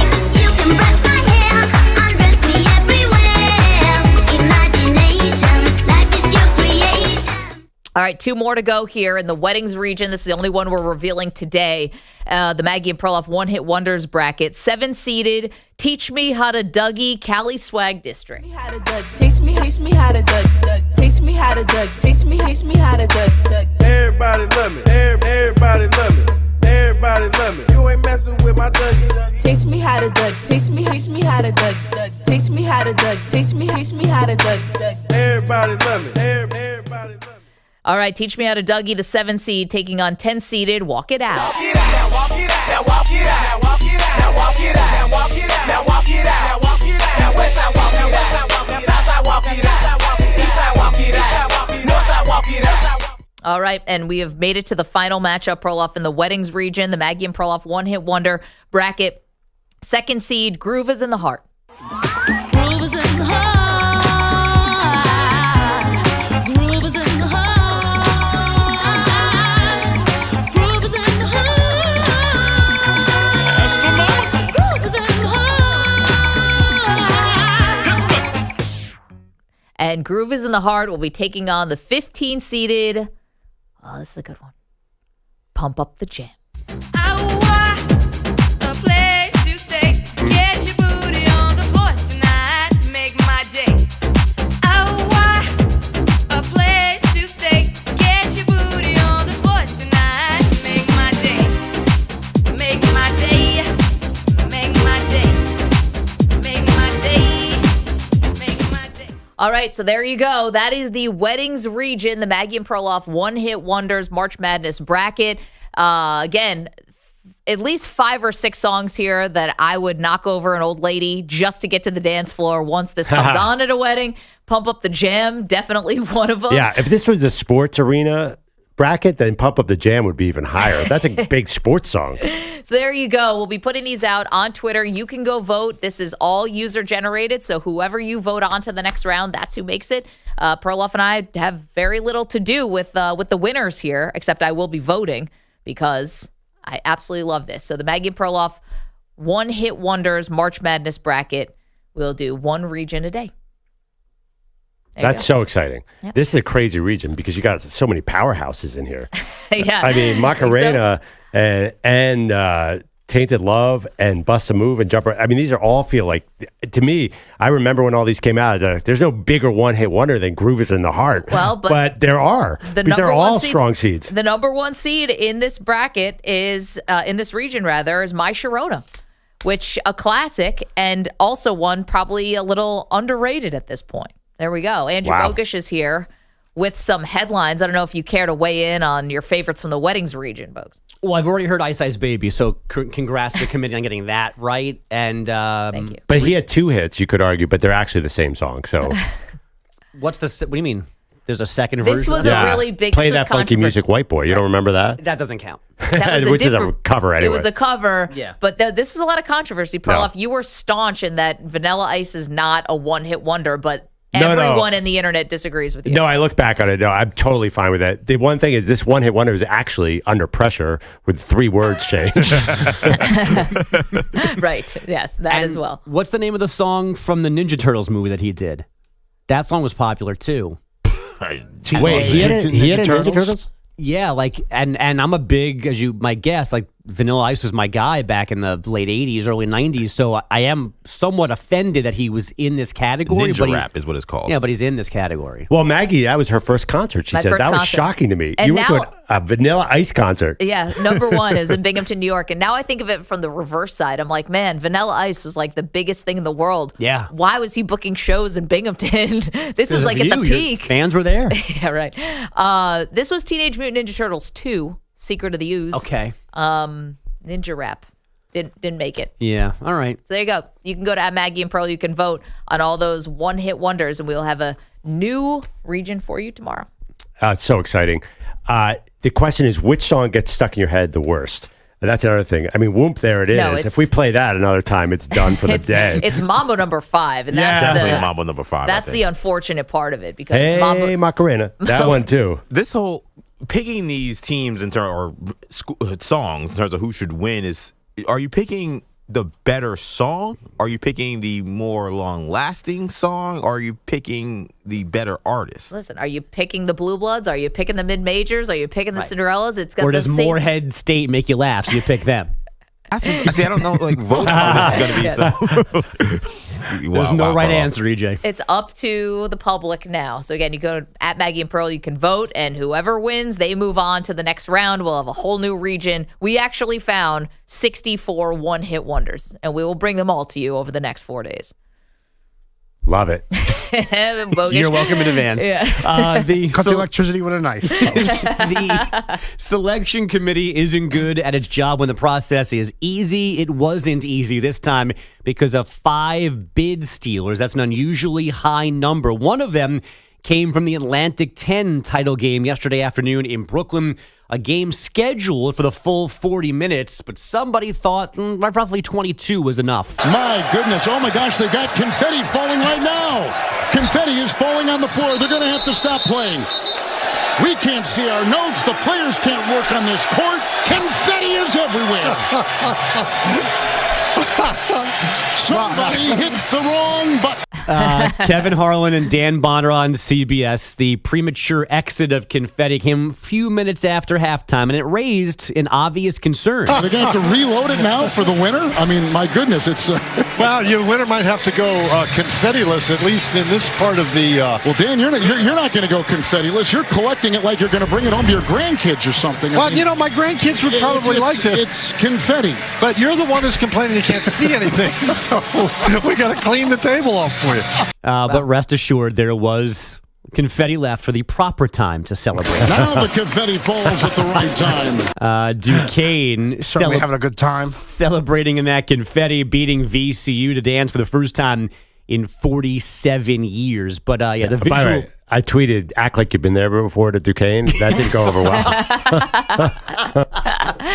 Yes, when you said it about Dalton Connect, Yeah, Tennessee is a little different. I could believe Duquesne doesn't feel like a team that hasn't been in a tournament in 50 years. It was crazy. Did anyone else see the coach and was like, how do I know that guy? Keith Dambrot, how do I know that name? It's like, oh, right, LeBron's high school coach.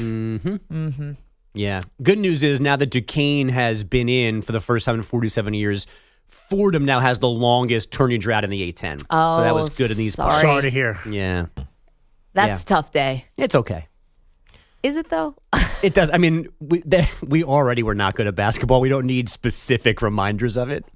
But it looks so speaking. promising. Keep you humble. Last season was so promising. They played so well. And then, Yeah, and this year they lost a tight game to VCU, almost won the title yesterday. I mean, I guess the silver lining is if Duquesne can win, anybody can win. So look out, 1991 Listen. MAC team. We're coming for you. I'm not trying to sound like a jerk. What is Fordham good at? Well, so Fordham is actually right now good at men's basketball, relatively speaking to where they have been. The women's program has been very, very good for the last decade. Okay. And softball actually is a Okay. Can I throw one in there? Yeah. Academically, they're doing very well we're these fine. days. Yeah, we're fine. Good, I mean, I think good at broadcasting. Yeah, Fordham's got I a think great law broadcasting school is the too. number one. Yeah, I mean, we like to point that out. It's not a true sport, but we Isn't do it, like though? to take credit for that. Although Syracuse probably has you beat Yeah. there. And they love to point it out. Yeah. And public loves when Syracuse Northwestern people brag about their journalism school. Nothing more likable than that, Darren Ravel. Yeah, because the media is really killing it right now. So excited. So again, these 5 bid stealers, and those are teams that would not have been in the bracket without winning their conference tourney, hurt the bubble teams. Indiana State, St. John's, Seton Hall, Pitt, Oklahoma, among those left out of the field. The Johnnies and Panthers among teams that then declined an invite to the NIT Good for them. last night. Good for them. Terrible for them. No, Who I'm with cares Pete. about the NIT? I'm Really? on Team Spike. No one cares. Really? No, we can't do this. There are 19, 20-year-olds who get a chance to get out there, get more tape, play well, maybe entice NBA scouts, maybe entice other schools that may want them in the transfer portal for getting more time. Shame on Rick Pitino and shame on these guys who were mediocre, who couldn't win more than 12 or 13 games in their conference that, sorry, we're too good for the NIT. Ole Miss and St. John's is too good for the NIT. Give me a break. Clown show by those guys. I'm with EJ on this one. You can't decline it when it's more good basketball that you could be playing. You know? Why would you knock yourself this opportunity? Plus, you might set yourself up. You maybe get a couple wins. You win the NIT. Maybe you set yourself up for a better season next year. It's so good, it's not in the Garden anymore. Well, so, I mean, enough with the NIT. This is a good time for students to rest. You know, they got a whole off season. What? They're 19. Why can't they rest their bodies? Wait. Hold on a second. Enough. It's not football. Their serious? brains aren't in I'm danger. not kidding. First of all, I'm saying that the NIT is a waste of time. And you know what? In a lot of these other tournaments, you got to pay to get into, too, as well. But so, enough. But why is the NIT a waste of time for the kids who earn the right to play in a postseason tournament? I don't get It's that. not a postseason tournament. They have a tournament with 68 teams. 68 teams, and they didn't make the tournament. So you know what? You move on to the next thing. But you go rest, and you recover, and you come back next year. Or you get ready for the NBA draft. That's what happens here. Why do we have to have 50 other tournaments when you can't get into a 68-field tournament? But there are players who earn the right to an NIT bid. And again, we're not talking about Duke. We're not talking about Kansas. If those teams decided, hey, you know what? We're championship caliber. The NIT is beneath us. And we say, you know what? We're going to pass because that's not the standard here. That's one thing. Okay. For St. John's and Ole Miss and some of these loser programs, and I'm a St. John's fan. So I'm telling you as a St. John's fan, as these loser programs who barely ever make the tournament say, actually, this isn't the standard and we're too good for this. Like those guys couldn't get the more reps or couldn't get more time to play or couldn't do more to maybe put some stuff out there for scouts to show what they can do. That is ridiculous. I'm sorry. I can't stand this. I just think it's the arrogance of like, oh, this is beneath us. When St. John's hasn't made the tournament in 9 years. One time in 9 years. Once. Yeah. Like, I know Rick Pitino has a great resume, but not at that school. Right. So, like, I'm sorry. To think that St. John's is above an NIT is ridiculous. And there are seniors who perhaps could have gotten more tape out there for NBA scout. Joel Soriano is a guy who's probably want to get drafted. Now his season's over. What if he went on a great run in the NIT? Maybe he changes NBA scouts' minds. That won't happen now because Rick Pitino is too in his feelings. You're not going to like, by the way, you guys are not going to like that our one-hit wonder NIT bracket was coming out on Wednesday. If you don't like this, jeez. No, I just.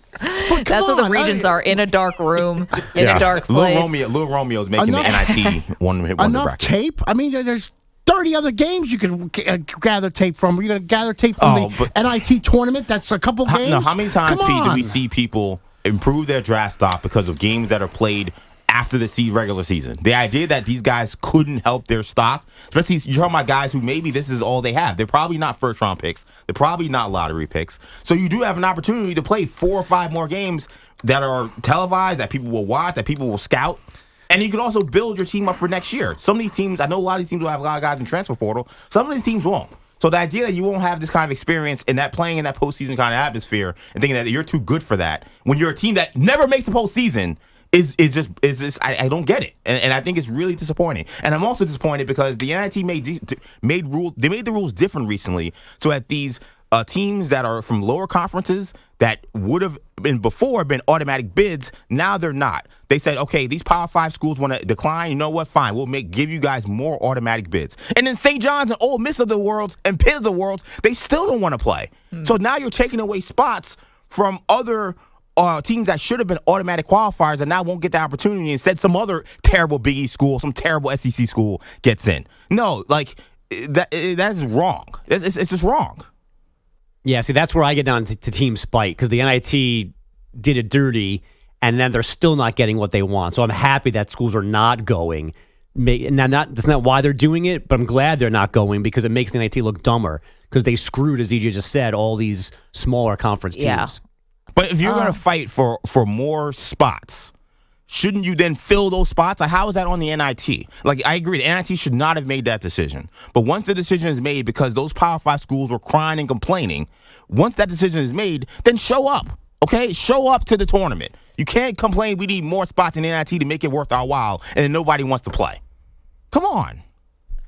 I thought it was a bad look from Patino, bottom line. But we got more headlines. We have time for one more.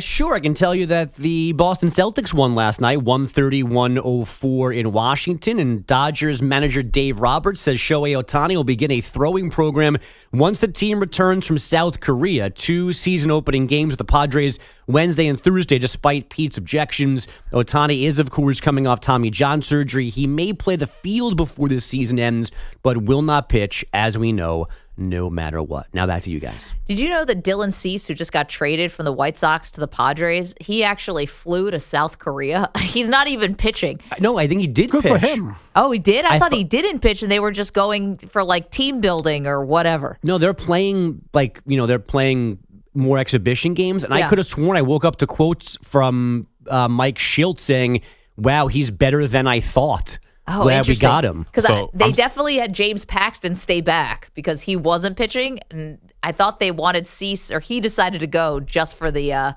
hey, we're all in South Korea. Yeah, I mean, he's not. I don't think he's going to pitch in the 2 games that count. Right, but I right. think he pitched maybe. And the time difference is all over the place. But I think he just pitched against a team from South Korea. Oh, but in an exhibition. Yeah, interesting. That's a long way to go for team building. I'd be like, yeah, I'll catch you guys back in San Diego. Apparently, he made this flight on his own. Right. He's the one that went and did this, which is, again, really awesome from him. Coming up, we've got more on the NCAA tournament on the men's side. We're picking out Cinderellas. We'll do that next. Don't move. Maggie and Perloff, CBS Sports Radio. You're in a 5-minute break.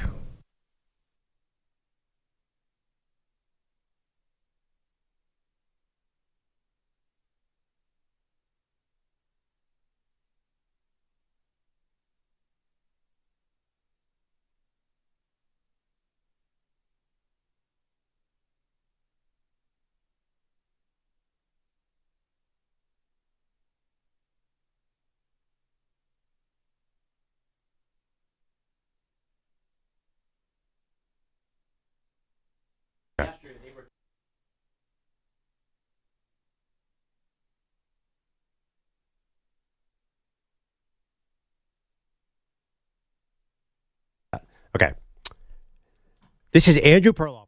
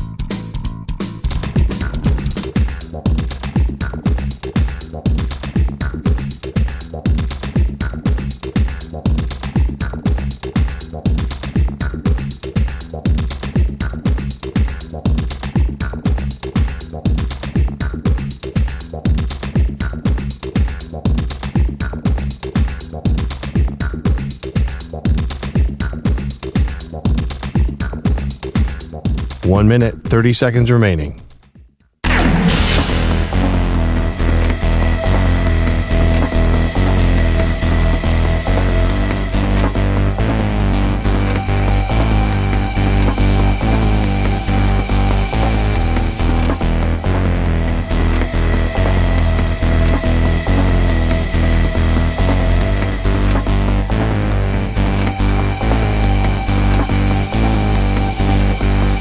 One minute remaining.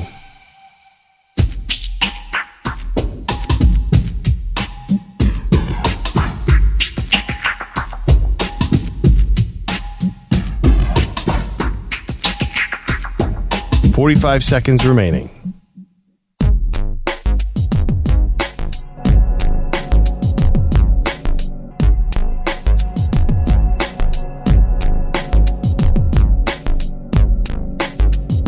$30 seconds remaining.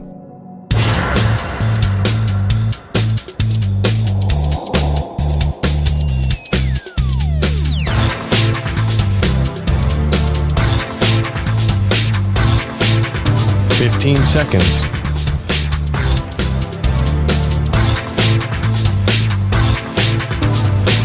Break ends in 5 seconds.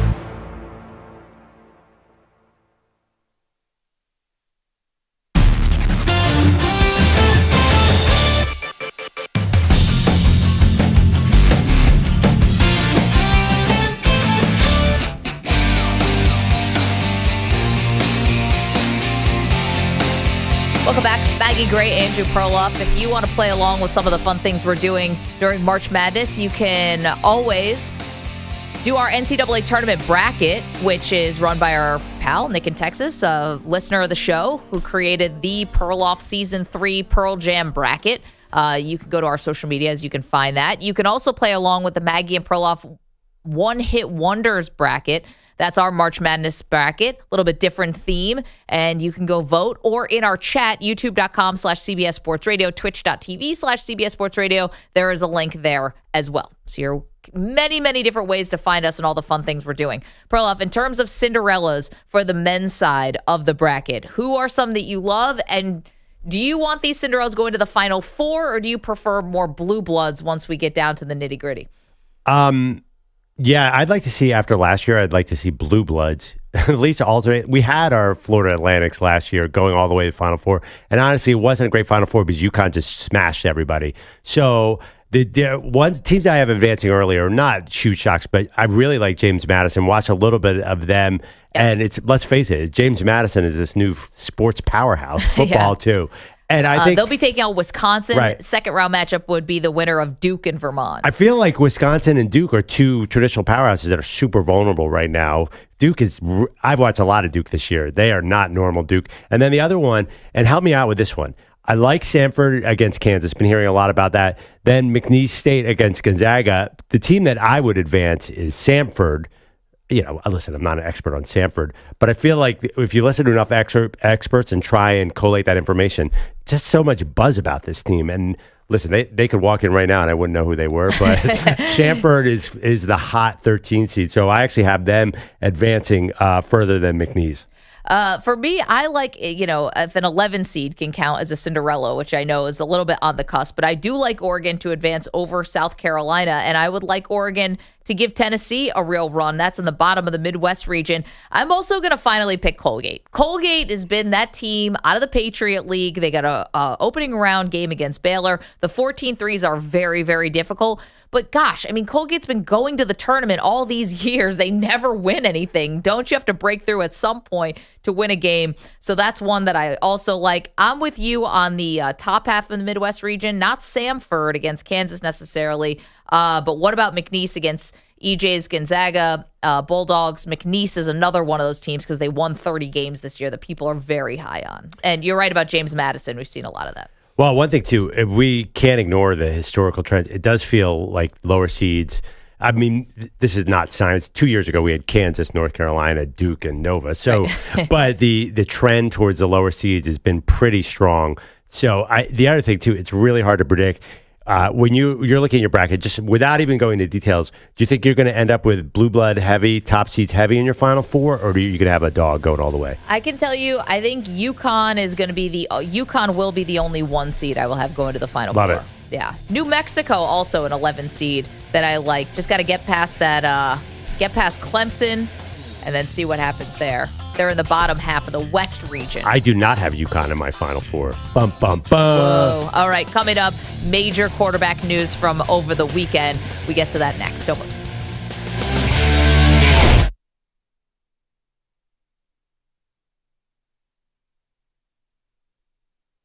You're in a 5-minute break.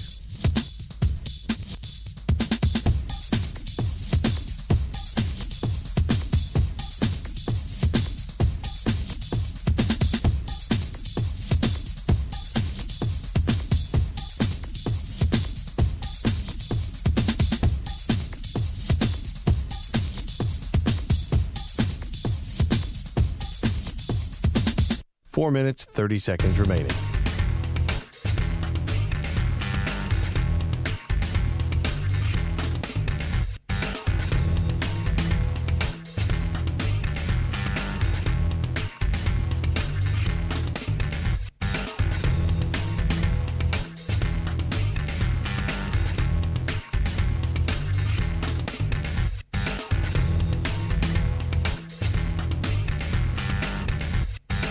Four minutes remaining.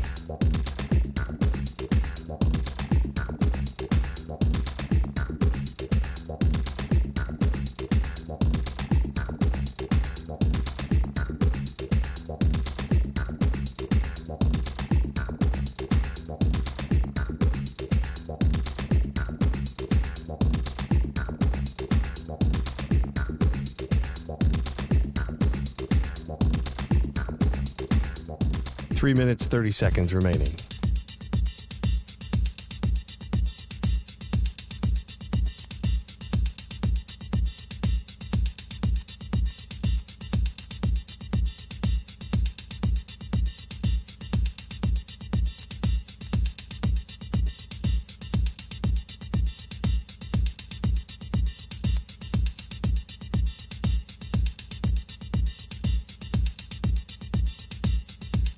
Three minutes remaining.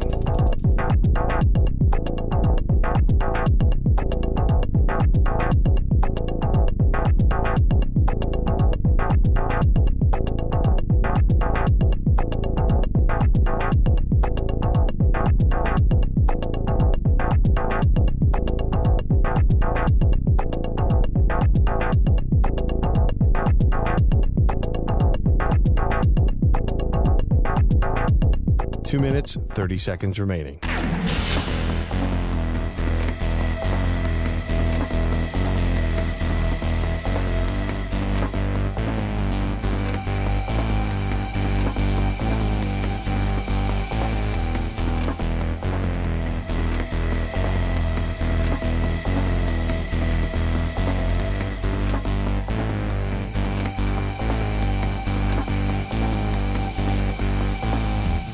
Two minutes remaining.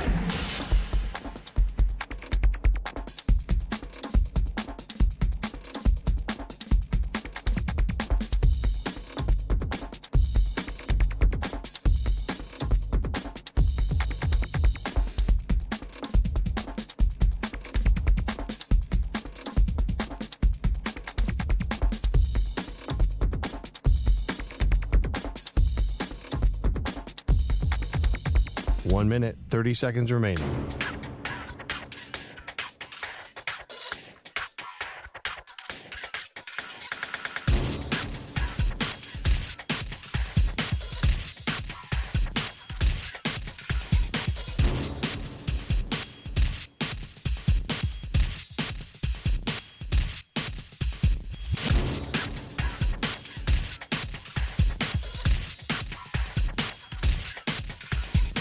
One minute remaining.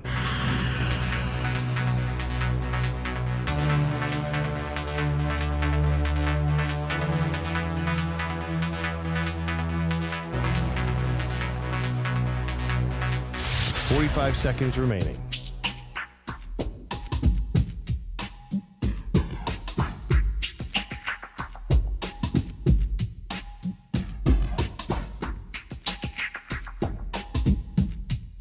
30 seconds remaining.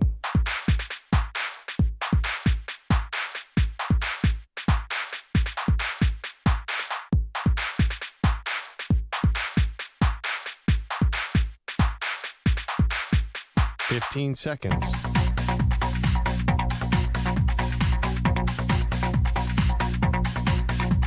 Break ends in 5 seconds.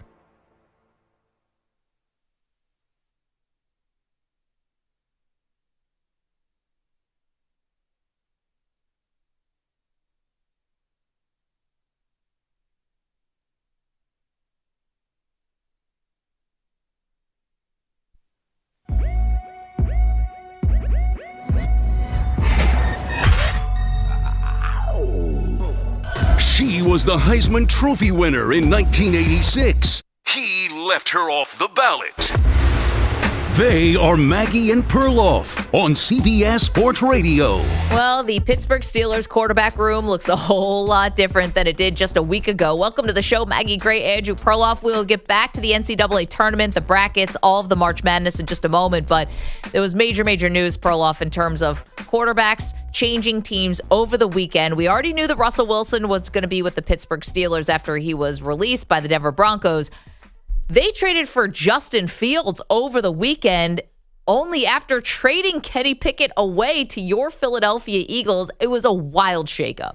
It is, but actually take a step back. And if I told you that there was a 36-year-old veteran who was cut and they picked him up for the minimum, and then I also told you there was a former first-round pick who was traded for a sixth-round pick, if you didn't know the names, you'd be like, this is a bad situation for whatever team is stuck with those two guys. So the market is saying these guys aren't any value. Basically, Justin Fields is Mac Jones. I would just say we all think we watch him and we think he's better than Mac Jones, but the market is not really saying that. And then Russell Wilson is basically Ryan Tannehill. So they could be with Ryan Tannehill and Mac Jones, except I think we're looking at the upside of these guys and maybe overestimating what Russell Wilson and Justin Fields are going to be for Pittsburgh. Because I think the league said no thank you to both of them, but Pittsburgh's going to cobble it together. And everyone's excited, I understand. But really, when you step back, is this going to work? Well, I think there's a lot of reasons. First of all, I'm not sure that Mac Jones doesn't get another starting job before it's all said and done in this NFL. But here's the thing. I think that there's a lot of reasons why the market was the way it was for both of those guys. Like the Russell Wilson, he is getting paid $39 million just by the Denver Broncos, or 36, whatever it's going to be.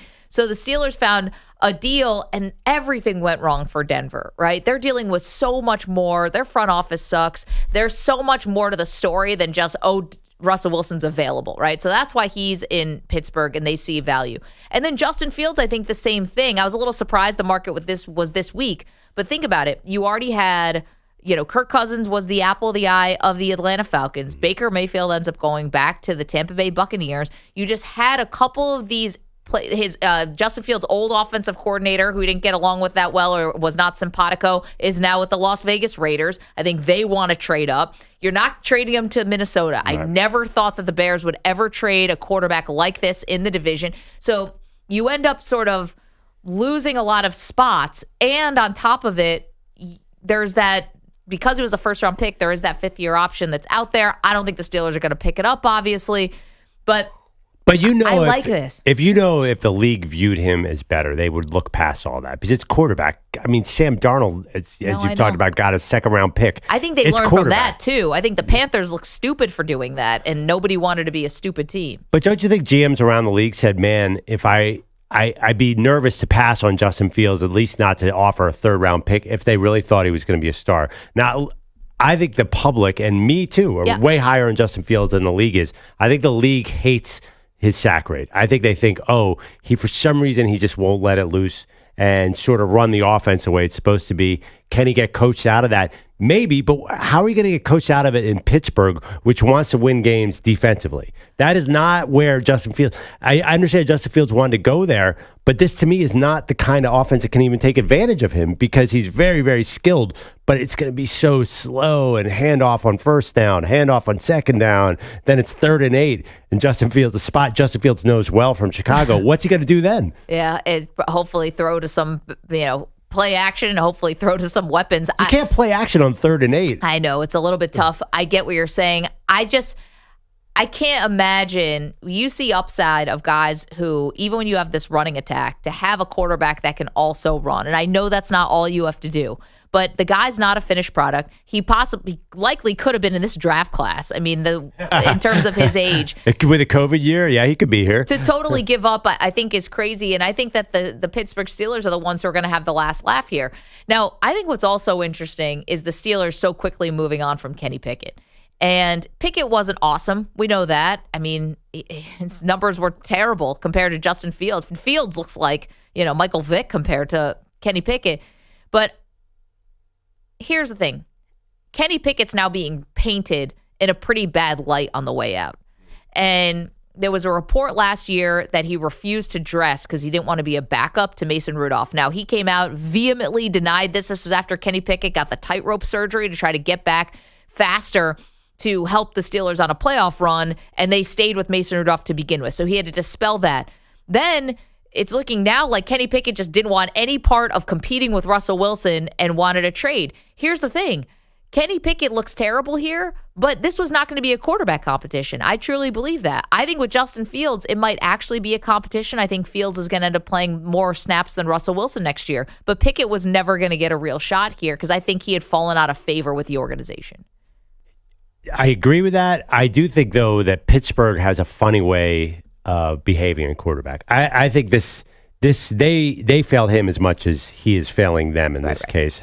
I can't look at the situation and say, oh, Kenny Pickett's bad attitude is the reason he's out of town. I say the Steelers kept Matt Canada around forever last year and totally screwed him over. And who knows? I do think also it's interesting to me the Steelers had Russell Wilson and Kenny Pickett. I think that was an uncomfortable situation for them. I don't think this is all in Kenny saying, get me out of here. I think they said, oh, we don't really want our former first-round pick sitting behind Russell Wilson. We'd rather bring in new blood. Someone else's first-round pick. Yeah, figure that out. I just think that it was too awkward at that point. I'm not surprised. Honestly, I think I said this last week or maybe off air. Yeah. I thought the Eagles were going to make a strong move for Justin Fields because Jalen Hurts was injured a lot of last year, seems to have this chronic knee problem. And for me, Justin Fields and the Eagles made sense. Kenny Pickett, I'm a little confused by this. I do not quite know what they have in Kenny Pickett as a backup quarterback. It's hard to envision, right? Going from Jalen Hurts and he gets nicked up, putting Kenny Pickett. I have no idea what that's going to be. Well, Kenny Pickett, Gardner Minshew. I mean, it's a similar type of thing, right? No, Minshew had, I think... No, Kenny Pickett's big was a big college star, first round pick. No, I don't think it's the same. That. I'm talking about the style of play, right? Oh, I don't know. That's funny. You see Gardner Minshew. Pickett's so much taller than Minshew. I can't buy that. I'm just saying that He's in that realm. I think they thought they found somebody who has 2 years of control left.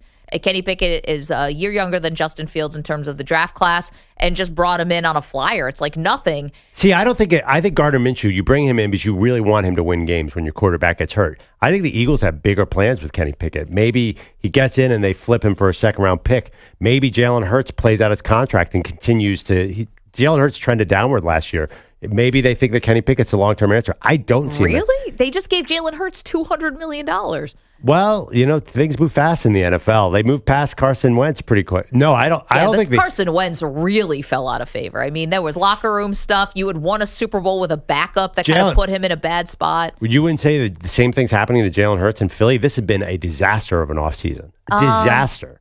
Yeah, people are questioning his leadership. I see what you're saying in terms of the shades, but you don't have the idea that Nick Foles came in, won a Super Bowl, and has a statue outside of the stadium, and the starter has to come in and sort of live up to that every single day. I think people want to believe in Jalen Hurts. And he did make a Super Bowl. Yeah, but I mean, not as much as they wanted to believe in Carson Wentz. Carson Wentz was the original franchise savior, re-signed his deal long after the Super Bowl, and they just gave up on him really quick because he did work in the locker room. Sound familiar? Jalen Hurts got to a Super Bowl. Are we in that position, though? We're talking DEFCON 1 right now? We're talking 2 years. No, I don't think so. But Carson, that is so improbable that Carson Wentz didn't work out in Philadelphia. He came in on his second year and was going to win the MVP. Yeah. Everyone thought he was the savior, and it changed so fast. Why wouldn't it change with Jalen Hurts? I think that's what they're thinking. I don't think they have a Gardner Minshew. I don't think he's a veteran backup. He's young too. I think the Eagles have bigger plans here. I don't know how would they flip Kenny Pickett for a second-round pick? It's training camp? No, because Jalen Hurts, like every quarterback in the NFL, will get nicked up for 3 games. He'll have a good preseason. It is the Eagles once traded A.J. Feely, a backup for, I believe, a second-round pick to Miami based on preseason and 2 fill-in games. Listen, you said it. Sam Darnold, second-round pick. People do crazy things around quarterback, and the fact that nobody wanted to take that leap for Justin Fields says a lot to me. No, you're right. I mean, it's fair. I do think that the Steelers are going to be the ones with the last laugh because they have upgraded their quarterback room from a year ago. And this was a team that is a playoff team perennially, and they were doing it with terrible quarterback play. Now you're going to have something that's not terrible, I don't think. If you can develop Fields a bit, or if Russell Wilson can stay healthy, it's not going to be terrible quarterback play. So that, to me, signals an upgrade, signals the fact that I think they're going to win a playoff game this year, at least one. Just a little background. In 2019, Carson Wentz signed the richest deal in NFL history with the Eagles. By 2021, Jalen Hurts was starting for the Eagles. It moves fast in this NFL, and you know that. That's funny. And this scenario in Pittsburgh, we could have somebody completely different in 2 years. Completely different. This is quarterback's getting fluid. That's why I think we talk about it all offseason long. Yeah, and there was a ton of movement this year. 855-2124-CBS, 855-212-4227. But if you're asking me if this is going to work with the Steelers, I think it is. I don't think that we have this sort of quarterback controversy, first and foremost. And secondly, I think that Justin Fields is going to end up playing the majority of the snaps. And this is why. What if Russell Wilson gets off to a bad start? Then what happens? You're going to have Justin Fields sitting right behind him. He comes in, and I think this thing works. I really do. And they're talking about, a contract extension for Russ. I'd love to know where that report's coming from. Can we trace that back to Russ's agent? Oh, you're so cynical, Maggie. Well, I just don't know why they would hand over money when they haven't even seen him yet. Yeah, also, too, let's not discount this division's a real problem. It's a real problem. Even if it does work, can they beat Baltimore and Cincinnati? You're talking Joe Burrow and Lamar Jackson, both top 5 quarterbacks in the NFL, and then Cleveland with just a boatload of talent and a great coaching staff. It is a wild situation. Pittsburgh really better hope. I think you have to hit big for them to win a playoff game, as you think might happen. Yeah, there's always something about the AFC North. It's so difficult. They beat each other up, and someone always gets hurt. You hate to say it, but the 4 quarterbacks you start with at the beginning are not the 4 quarterbacks you get at the end. And whether it's Deshaun Watson last year, or whether it's Joe Burrow, we've seen it with Lamar Jackson for years. Now we'll see what happens with the Russell Wilson-Justin Fields combination. But the idea that Russ has already won this job in Pittsburgh, to me, also does not pass the smell test. Could they start with him? Maybe, but I just don't think he has such a grip on it. I think if it was Kenny Pickett, he would have had more of a grip because I think maybe the locker room lost a little faith in Kenny Pickett. I think the team definitely lost faith in him. Yeah, also, they're not done. They need to add a wide receiver, obviously. Let Deontay Johnson go. I saw Mike Williams was visiting there. Yeah. They like Pat Freiermuth, but right now they're set up to be just to grind it out on the run game. Their offensive line is set up more for the run. So it could be a conservative quarterback situation either way. That's why another reason I'm not getting as excited as other people, because I don't think the Steelers want to throw the ball around. So we will not see Justin Fields maximizing his talent. 855-212-4CBS, 855-212-4227. You're welcome to weigh in on the Steelers quarterback room. Is this going to work? Yeah, that's the question. Or is this going to be the most drama-filled? I mean, here's the thing. If it does go south, I think it's going to work. I think it's going to work. I'm on record. I think this is going to work. I think they're going to win a playoff game. I will grant you, though, if this does go south, you think Russ is going to go quietly? Not a shot. Not a shot. If he something did in Denver. No, and then he, I wouldn't say in front of the media, kind of quietly. Yeah, said that they basically told me to cut my injury guarantees, so I'm out of here. Well, I just think that when Sean Payton was yelling at him on the sideline, he didn't yell back. So that in that sense, like he was. So he spoke quietly, but carried a big stick. Still, there are other quarterbacks who would have punched. Roosevelt? Yes. I'm telling you, there are other quarterbacks who would have punched Sean Payton in the face right there. Like he could have made that a lot worse. That was one of the most insane situations. The running back fumbles and he yells at Russell Wilson for 10 minutes on the sideline. That whole thing was messed up, and I think he could have made it a lot worse. But Russ aired him out and was like, yeah, they came to me in the bye week and said they wanted me to cut my injury guarantees, which is like appalling considering the sport is so brutal. and then they went out and won 5 in a row, and then they still benched him at the end of He the was year. like, we just beat the Chiefs. We were on a good run, and then I don't know. Coach just said that, hey, I got to make sure I waive my injury guarantee. Yeah. That was an playing so airing well. out. That was a very polite airing out. That was a very that was an airing out. I don't think. And Justin Fields, by the way, everybody seems to love Justin Fields. It seems like the Bears players really love Oh, they Justin do. Fields. So I don't think he's going to be a issue that causes any problems. Do you remember though earlier in the season when Justin Fields set up at a press conference and it kind of got buried because the defensive coordinator I think got fired the same day. Remember he sat up there and he was like, "I got to be myself."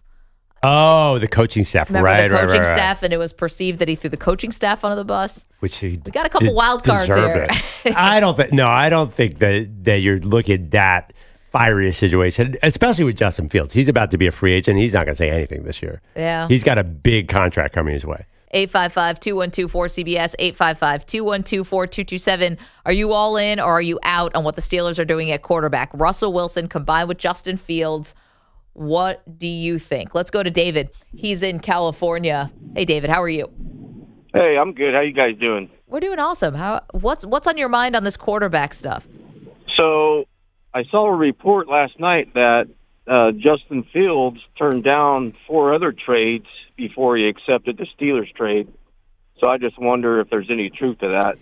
You know, it's funny. I don't know if I saw that same report. I saw one that 5 teams called the Bears about Right. Fields and that they actually had better compensation from another team, but wanted to, like, quote unquote, do right by Justin Fields and give him a shot at a place maybe he could start. Gotcha. Right. I don't know. The other 5 teams, you want to take a stab, Perloff? You think it's Wow. your Eagles. I would think definitely Philly. I got to double check this, but I think the Chiefs don't have a backup yet. Do they have who's the Chiefs backup?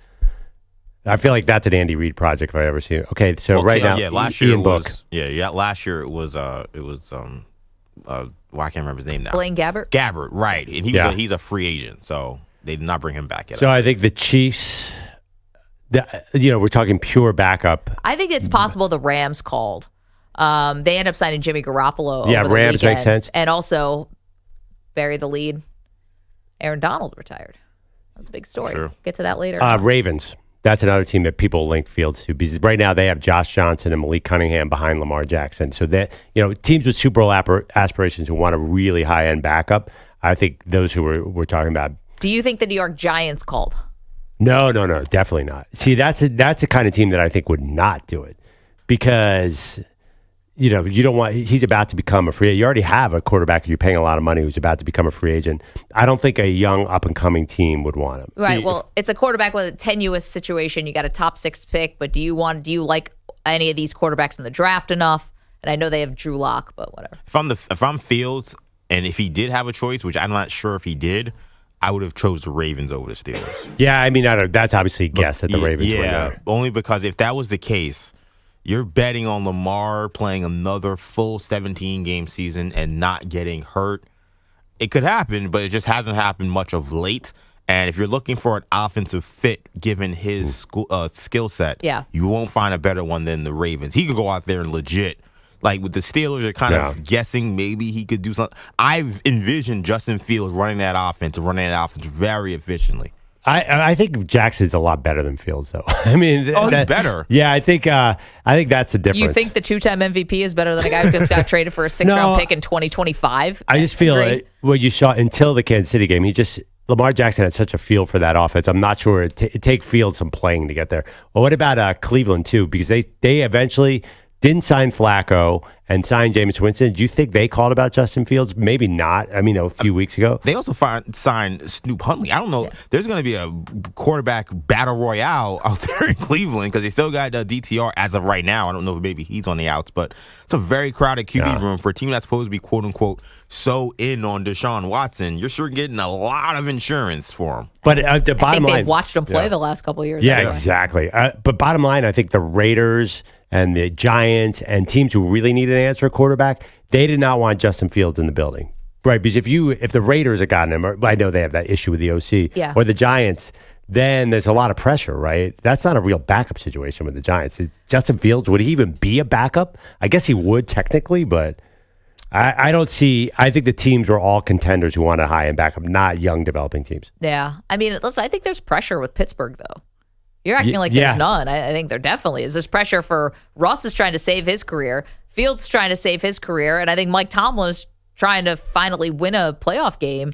No, but there's a lot of pressure there. But if you're a Giants or Raiders and you bring in Justin Fields and he's good, then you have to decide on a $200 million contract like that. I don't think GMs want that situation. Pittsburgh, for some reason, I'm not hearing about Pittsburgh paying a big contract to Justin Fields. I don't know if you snap your fingers and it's $200 million. Right. I do think there's a Daniel Jones, Jordan Love stepping stone contract that could be there. 855-212-4CBS, 855-212-4227. You're welcome to weigh in on the quarterback news for the weekend, which is Kenny Pickett's out. He goes to Philly. Justin Fields is in. He and Russell Wilson will now duke it out. Even though they say Russ is the starter, we'll see about that. Coming up, we have our biggest takeaways from the NCAA tournament bracket. What jumped out to me in Perloff? You'll get that next. It's Maggie and Perloff, CBS Sports Radio. You're in a 5-minute break.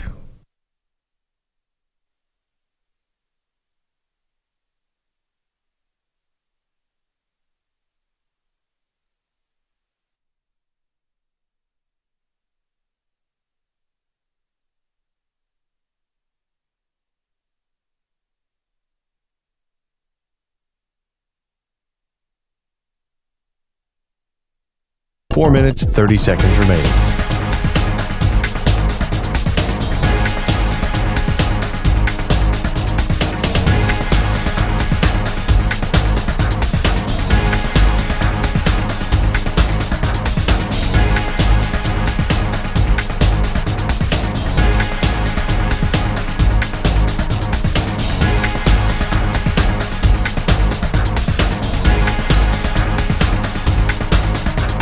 Four minutes remaining.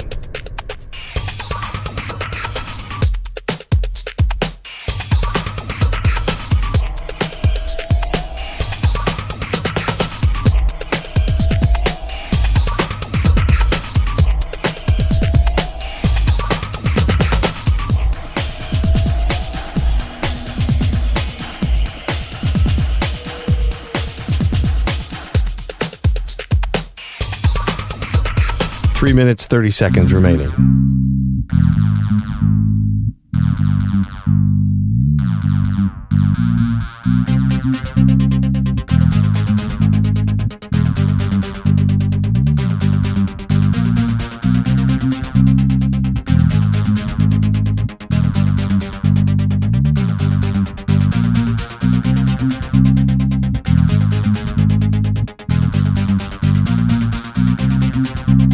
Three minutes remaining.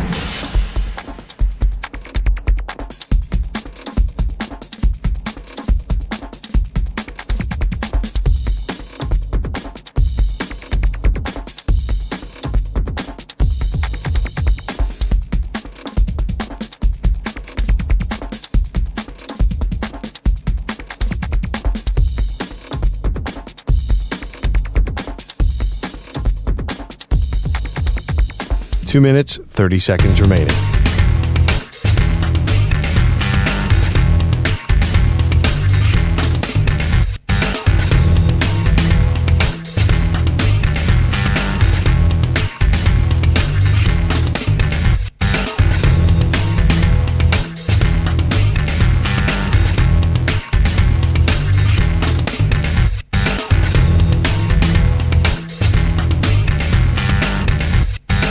Two minutes remaining.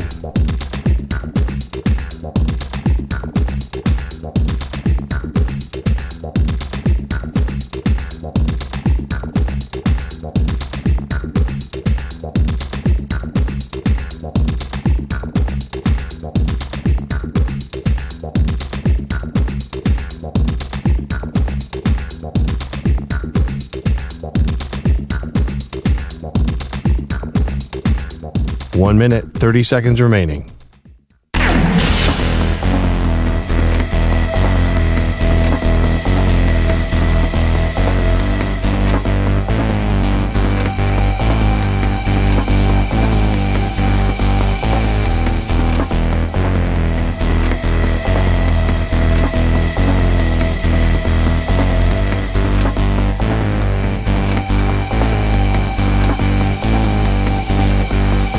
1 minute remaining.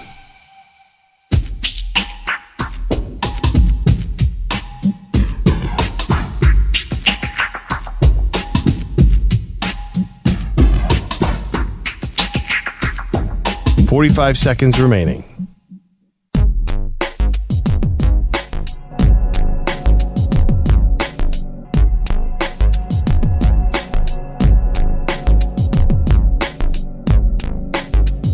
Thirty seconds remaining.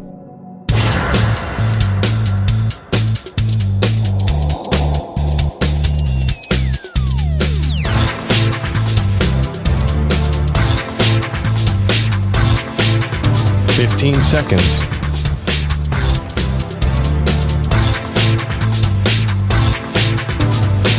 Break ends in 5 seconds.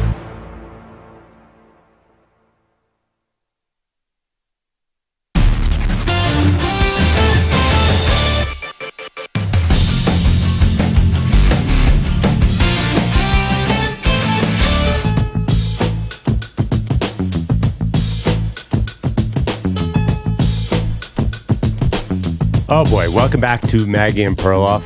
One Hit Wonder Day here. We are doing our annual bracket of things that are not NCAA basketball. We're doing one hit wonders this year. What did we do the last 2 years? The non-basketball bracket. Really exciting. Our first year we just did Maggie and Perloff's bracket of stuff.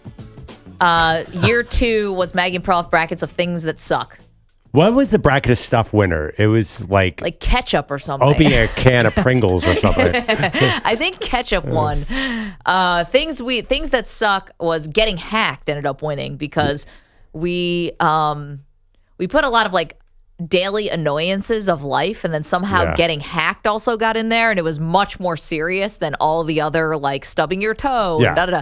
And so getting hacked. I mean, getting hacked is like the John Wooden UCLA. I know. Terrible thing that happened to you. Can I just say that it was bad? It was like a real Kentucky. It was bad. Yeah. I think I woke up this morning and I got this notification from a certain service that made me feel I was hacked. And this is now happening about once a month. Of course, I wasn't. Yeah. But Does it rhyme with Schmamazon? No. Oh. I don't even want to get into it just in case my hacker is out there listening to me. Pornhub? What was it? No, it was a gigantic social media company. Oh, got it. That said your attempt to change your password. I woke up this morning. Your attempt to change your password did not work. Can you write us back? Yeah, don't do it. What? Don't do what? Don't write them back. Don't write them back. Don't write. I did not write them. Click on it. Don't write them back to delete it. Yeah. So I immediately throw your phone in the ocean. Change your password immediately. I changed my password immediately. Somebody's fishing for my passwords. Two-step verification is your best friend. Right. I know. We talk about this a lot. As annoying as it is. So this year, not brackets of things that suck, not brackets of stuff. It's one hit wonders. And we are going 4 different regions. Today we revealed the wedding region. And our very own Andrew Kaplan, who not only made this bracket, EJ, of course, actually went and found all of this sound. Now Kaplan has put together a YouTube playlist. So if you want these one-hit wonders all in one spot, the weddings region was released earlier this morning with My Sharona and Whoop There It Is and Ice Ice Baby and all of that. It's all there for you. Maggie and Perloff one-hit wonders playlist. There you go. And you go vote, of course, on Twitter.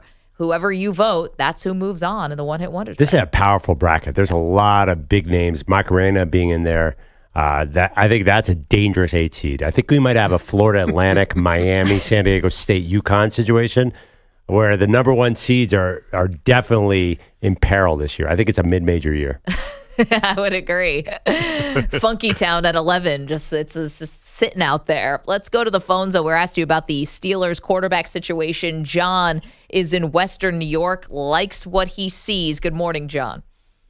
Well, it's a real web we weave down in the Steel City, but I really wonder if there was I hate to use the term conspiracy on how they worked this thing out. I think what happened here is they when they talked to Russell Wilson, they saw what they were paying for him, and before I think the Bears were trying to extract too much for Fields. So I think in the papers, I don't know from what you read.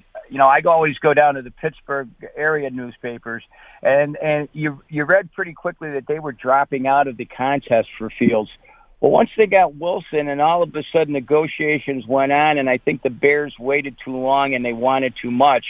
And so in the end, what happened was that the Steelers did get him, but they negotiated from a position of strength than a position of weakness. But the only thing that I can see different that with say Fields over Pickett is that Fields threw more touchdown passes than Pickett did. So in that respect, I think they feel that they have more to develop there. Yeah, now, John, I'm going to be honest with you. Everyone threw more passes than Kenny Pickett did. And now he didn't play a full schedule, but his rookie season, 12 starts, 7 touchdowns, 9 interceptions. Year 2, 6 touchdowns, 4 interceptions. Again, not a full season, 12 games each year, but a woof. But a full, almost a full deck of Canada. So, yeah, that's true. That is true. By the way, Justin Fields is... John, thank you so much. Justin Fields might be... Him and Daniel Jones have to be the lowest touchdown percentage. Justin Fields has 40 touchdowns in 40 games. He is not throwing a lot of touchdowns either. No, I mean, the two of them. And that's a part of it is Pittsburgh. And I don't see Russell Wilson throwing for a ton of touchdowns there either. At least Russ doesn't throw a lot of picks. Joseph is in Rochester. Has got a thought on Fields. Good morning, Joe. Hey, how you doing, guys? We're doing good. Hey, this is Viking Joe here. All right. So, one of my thoughts was, now that Pittsburgh has Justin Fields, is there any way they could do a trade with Minnesota? Interesting. Viking Joe, I don't think that's where your team is looking. They made a trade with the Houston Texans over the weekend to get another first-round pick. So I think the Vikings are trying to put themselves in position to trade up and get one of these top quarterbacks in the draft. The question is, who's for sale? I doubt it would be the Commanders. I mean, how dare you do that to your fan base? You have the number 2 pick and you pass. Oof. That would be so colossally stupid. So I think it'd probably be more that the New England Patriots could be available. And you're hearing a lot of 4 Arizona and 5 LA Chargers as possible trade spots for Minnesota, because both those teams don't really need any. I mean, Marvin Harrison Jr. might be the guy, but both those teams have a lot of holes, the Chargers and the Cardinals, so they could move down. That is a fascinating team. I think the Vikings right now, sort of an empty slate at quarterback. I'm dying to know what happens there. Me too. And, I say that the New England Patriots might be open for business, but again, that doesn't serve them either. Both the Commanders and the Patriots should take quarterbacks this draft. Right. The narrative with the Patriots, though, they don't want to be last year's Carolina Panthers, who drafted Bryce Young #1 and had no talent around him. Talking about no talent, there's just nothing. The cupboard is completely bare in New England. So if, say, you draft Jaden Daniels or Drake May, are you putting him in a position to succeed? Maybe not. Well, not year 1. Yeah. But everyone knows that. I think you got a new coaching staff. You're trying to, move on after Belichick. There's so much change in New England. If they have a stinker of a year, as long as Jaden Daniels or Drake May, whoever it is, as long as they don't get hurt, I don't think anyone's going to complain too much. And also, there's this other storyline. Does J.J. McCarthy break into the top 3 quarterbacks? And is he Minnesota's target ahead of Drake May or Jaden Daniels? That's crazy because he didn't throw in Michigan. To me, that would be a wild swing, but that's why Minnesota, I think, is so fascinating to people. Bogish is just shaking his head. Yeah, I don't know how to get past the idea that Michigan didn't let J.J. McCarthy throw. A lot of people are like you. Why would the NFL team let him do it? And Chase Daniel had a video I saw the other day, was like he was in the 60th, like 66th in the nation in third down attempts. So even when they had to throw on third down, they didn't throw on third down at Michigan. So I don't know how all of a sudden he's going to become a high volume NFL thrower, no matter how accurate his arm might be in a they'll say when air. he did throw, he was great. Our buddy Lance Erline, NFL.com draft expert, was on last week. He was tweeting this weekend about how NFL personnel people see J.J. McCarthy way differently than the public. They see decision-making. They see ability to make offense. the kind of throws that you need in the NFL. Now, listen, that could be smoke screen from teams that are putting that out. Lance does talk to teams, so you never know. It's lying season, but I'm right with you. I don't get it. If he goes ahead of Drake May or Jaden Daniels, I'd be absolutely stunned. Maybe the public is getting a bit of a wake-up call. The Justin Fields draft, the compensation, that was a bit of a wake-up call. You didn't even get a draft pick for this year. I mean, that's crazy, considering he's a first-round pick. And maybe you're right. Maybe inside NFL circles, because he ran the pro style offense, unlike a lot of college quarterbacks who are just looking at, a picture of SpongeBob SquarePants and then counting to 3 and clapping their hands. And that's the offense. The other weird thing, though, about the McCarthy thing, too, on the third down, lack of attempts and the lack of attempts overall, is it's not like he was playing behind a makeshift offensive line. He was playing behind great the best, offensive line. one of the best we've seen probably in 10, 15 years. And the fact that they still didn't have that kind of confidence in him to make those plays. Now, look, they were sledgehammers running the football. So I guess if it ain't broke, don't fix it.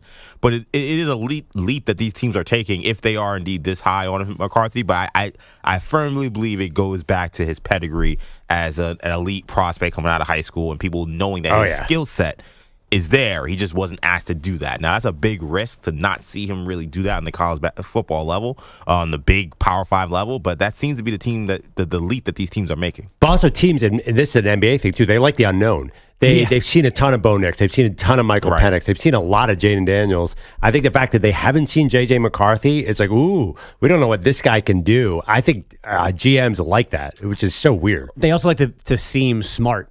Yeah. Like they've seen something and figured something out that nobody else has. Yeah, but if you miss, you're fired, which makes you seem dumb. Yeah. The TCU game I always thought was an interesting one for J.J. McCarthy. The yardage was there, obviously, but he was not good. He was 20 for 34, even though if he passed for 343 yards, but that's a 58%. That's not good. 2 touchdowns and 2 picks. Did they score 1 million points in that game? He had a rushing touchdown, too.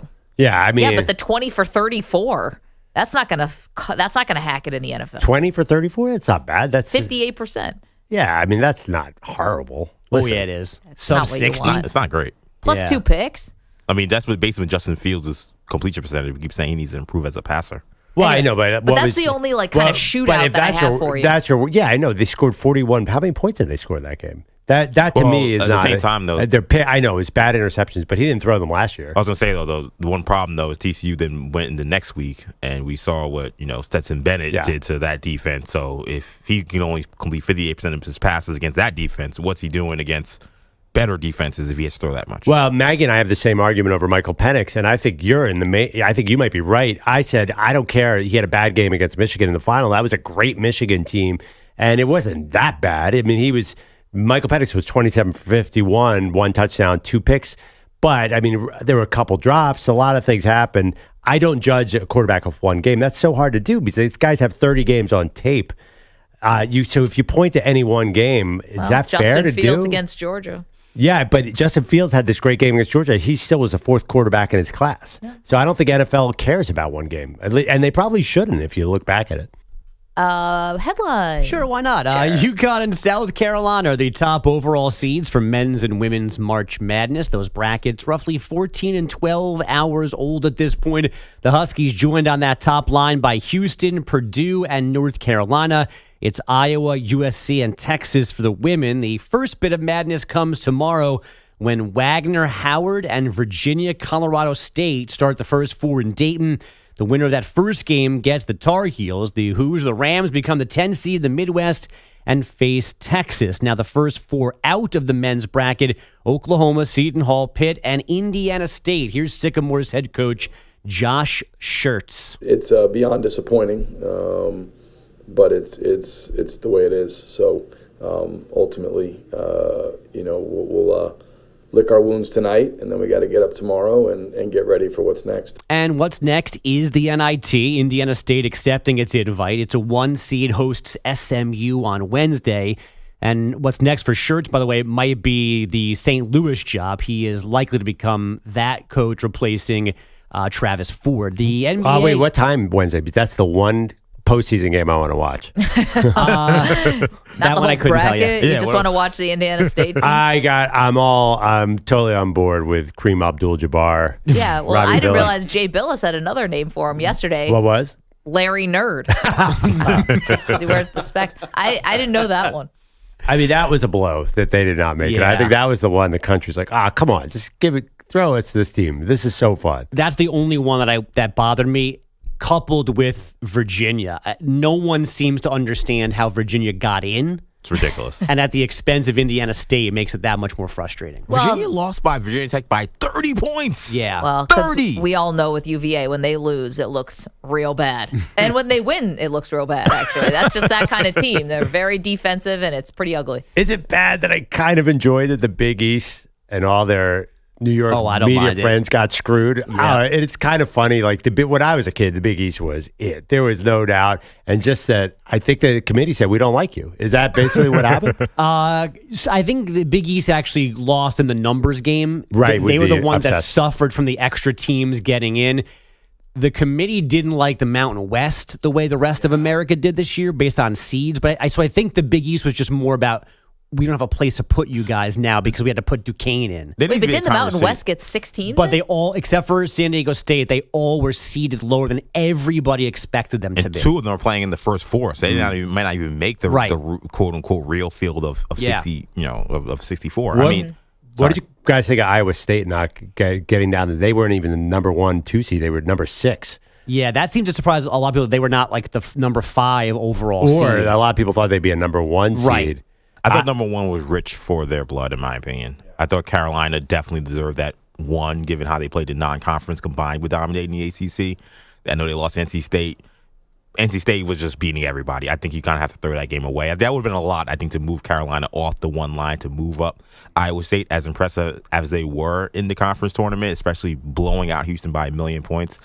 I'm wary of those teams that go on these massive runs in the conference tournament. We see those teams get bounced early a As I lot. say, history says you should be a little wary. It's not like getting hot at the right time. This isn't the NFL.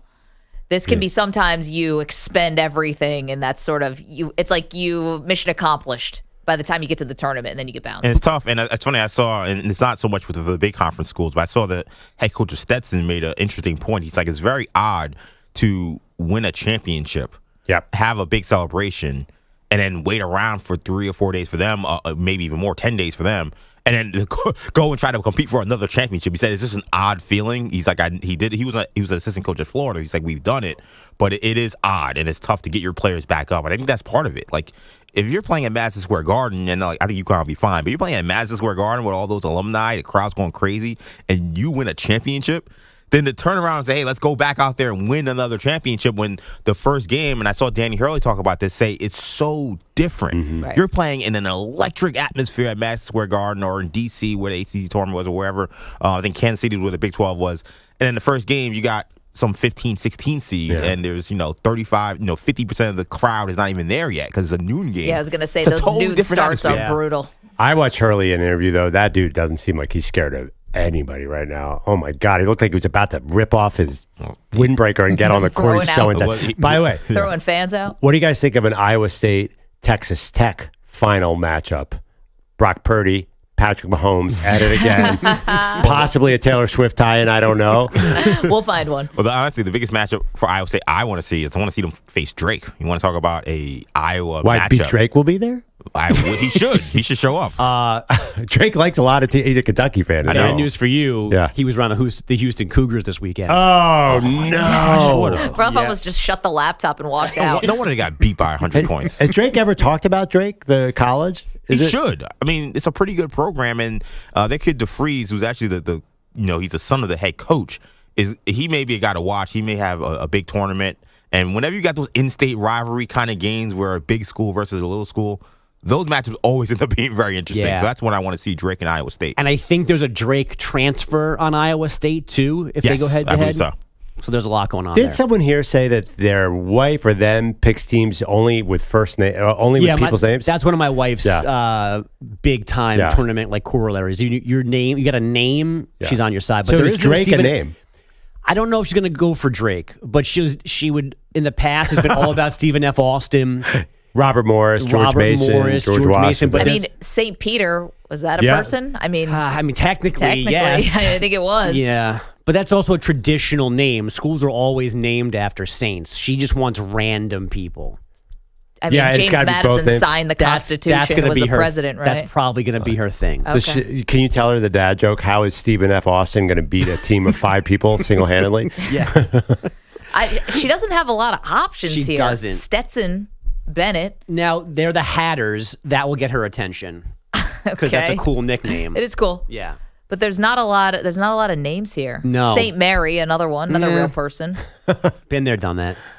Is it? I see Howard's in the tournament. That's a first name. We'll tell Howard, her. Yeah, there you she'll go. take that. Sorry, I And was looking at the she'll- first four. She'll also laugh at Moorhead stage. So that probably will be a pick on her bracket as well. She's a Get pick. out of here. I mean, Dayton, mean- in this day and age, everyone's named something. Now that we've done the Moorhead State, now that we've done the Moorhead State thing twice, I do have to raise your attention to. Did you see yesterday, Anthony Black and Grady Dick? Whose idea was that? I think it was looked Grady like- Dick's idea. It looked like it was Black. No, it's 'cause Black. They read the lips, and Yeah. you could see Grady Dick say, F it. Bleep it. And takes his jersey Right. off, and So then they take the picture. They did a jersey swap again.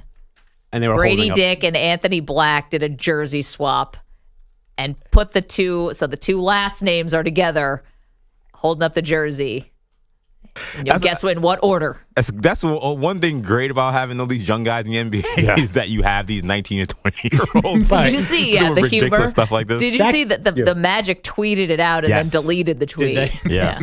That can't be the first person to actually try to do that with Grady Dick. I've seen a million I things. saw there's like keep James Harden away from Grady Dick, keep Nasir Little away from Grady Dick. Former Major League pitcher Aaron Small away from him. I think that Grady Dick's probably been waiting his whole life for this. Like, the possibilities are endless. I got to find this list. There was literally someone came out with a great list of players that said these people should not stand next to Grady Dick. Listen, if here this it is your last So, name, you've got to have a sense of humor about this. Bruce Brown, Jalen Brown, Derek White, Kobe White, Kevin Love, Trey Young, LaMelo and Lonzo Ball, and the Toppin brothers. All should probably stay away from Grady Dick. Bless the person who wrote Jersey that. Who went through every Toppins. roster. The Toppins, you're going to have to explain that one to me in the break. Also, I just got Moorhead. I'm Oh, sorry. geez. I'm sorry. Just now? Guys, An I'm hour sorry. later. Excuse me? It's in the morning. Whatever. That didn't help. Yeah. Our show's in the morning. Yes. I wasn't thinking. Anyway, Also, if go Luther- look at the fit. At the Also, photo. if Luther Head's around, he shouldn't be around there either. He must be like. He shouldn't. I'm just saying. That's also the name of Pete's 14th book. I'm looking, by the way. I got another. Houston in the first round plays Longwood. That's interesting. Oh, yeah. Yeah. You could, That's a your Katie wife will Booger like that special, one. yeah. Your wife, okay. I got to see your wife's bracket. It sounds like the best. I got to see your wife's bracket. there any Is fart that jokes that you you say get? You're that? not old enough. What about bracket? That should be a bracket. All those possibilities in one bracket. Yeah, Moorhead playing Longwood. Got it. Right. There we go. Bogus, thank you. No, those are 2 1 seeds. Thank you. Thank God Grady Dick's not at Kansas anymore. Go ahead, Maggie. 855-212-4CBS. Why do I give out the phone number? Don't call on this stuff. We got to cover for you. So much more NCAA tournament to get to. We also had some more football news from over the weekend. Not just the Pittsburgh Steelers quarterback room making news, a lot more than that, and things that will certainly impact this upcoming draft. It's Maggie and Perloff, CBS Sports Radio. You're in a 5-minute break.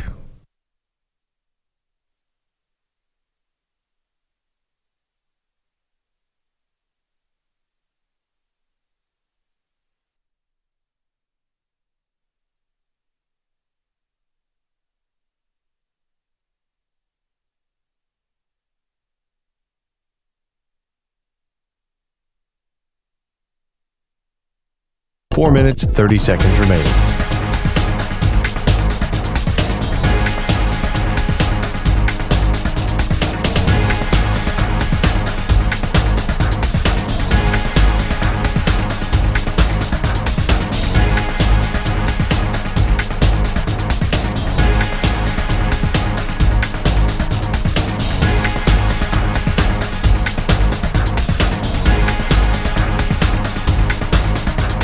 Four minutes remaining.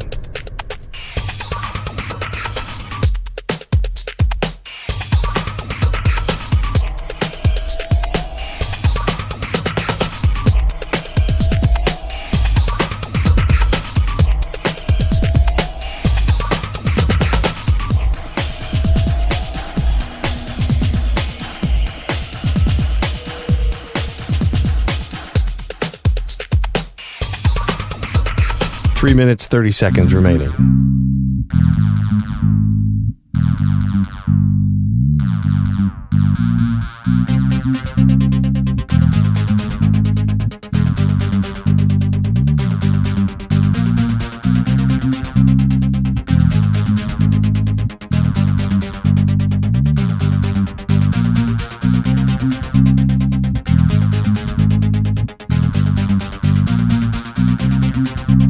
Three minutes remaining.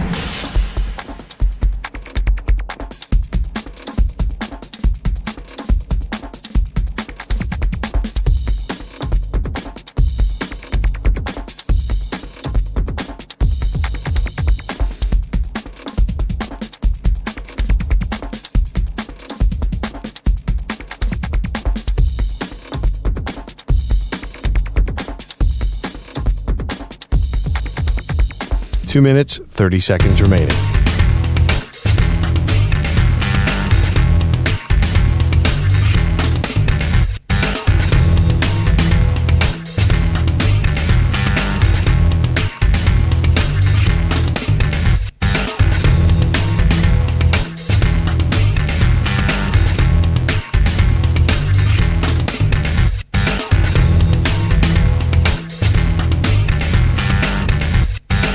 Two minutes remaining.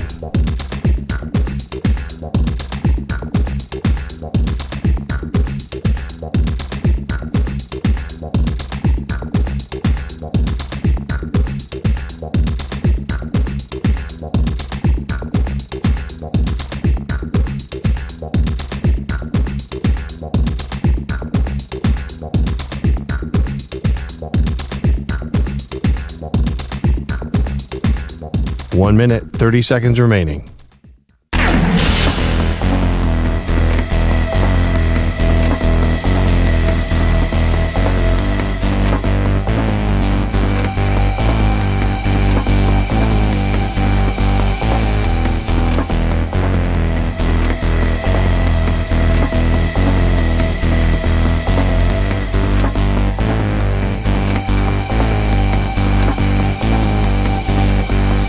One minute remaining.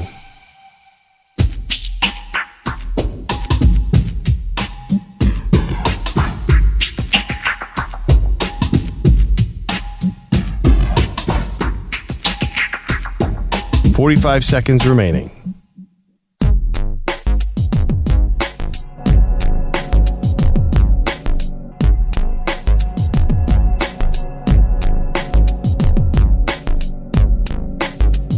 .30 seconds remaining.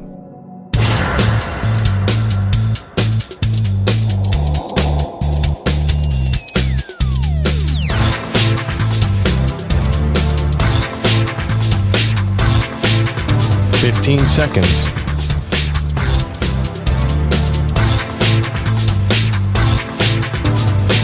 Break ends in 5 seconds.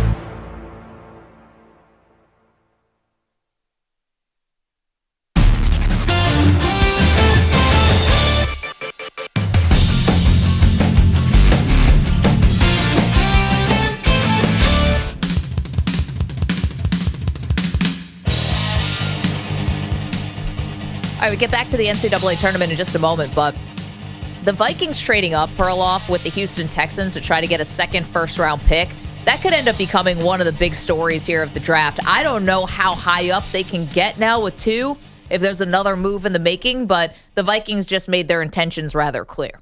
Absolutely. It's interesting to me, though. Could they have traded a future number one here? Did they need that 23 pick? And why did the Texans explain this deal to me? Vikings acquire the Texans number 23 pick and a 7th round pick. The Texans receive the Vikings 2nd round pick 42 and their 6th round pick and their 2nd round pick in 2025. It seemed like a light haul for the Texans because moving from 23 to 42. What's Houston get out of this? I thought it was an odd giving up a number one pick. A couple of years ago, the number 23 pick went for Tyreek Hill, I believe. I feel like the Texans were like, yeah, have this. So for me, it was a smart move by the Vikings. Didn't even give up that much. Well, maybe the Texans are making a bet that the Vikings are going to be pretty bad this year, and that 2nd round pick is going to be a high second. I guess so. Also, I think the Texans don't want to pay any more first-round picks. They have so many young guys right there. They saw C.J. Stroud. They're like, oh, we're going to be bankrupt now. I just think they're going to that be fine. because all their young players are going to get contract ready at the same time. I think they were looking big picture. I do think teams don't want too many first round picks because you have to pay them. It's kind of weird. But yeah, the Vikings going for a quarterback, they're kind of exciting right now. They're unknown. They have Justin Jefferson, play indoors, Kevin O'Connell, quarterback coach. I think they're actually gone, even though we don't know who that quarterback is. I'm very interested. See, this, though, can be when teams make big mistakes, which is, are you trading up and you're not even sure who it's for? 49er style? Exactly. And how did that turn out? They were undecided, right up to the draft, apparently, on Trey Lance versus Mac Jones. Turns out neither of them would have been a good option. And then they made the Super Bowl with Mr. Irrelevant. Yeah, right. I don't know if the Vikings are going to have that same type of luck. Okay, coming up, big question about one of the blue bloods of this tournament. The NCAA tournament, that is. Maggie and Perloff doing all things college hoops next. Don't move.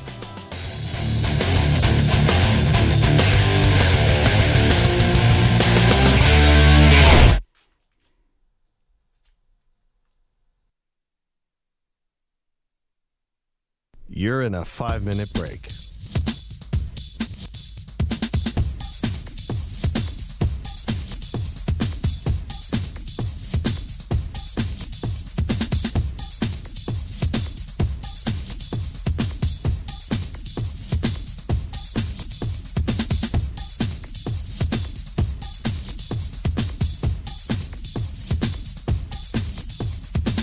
Four minutes, 30 seconds remaining.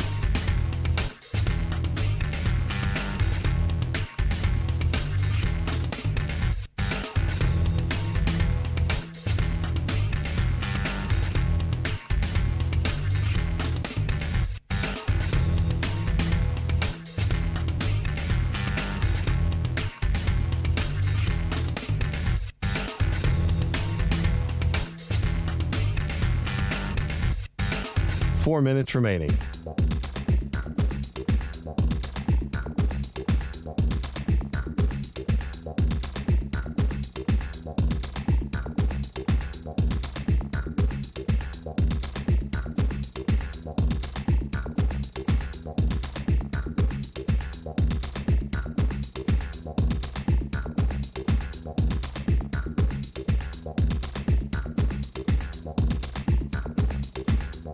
Three minutes, 30 seconds remaining.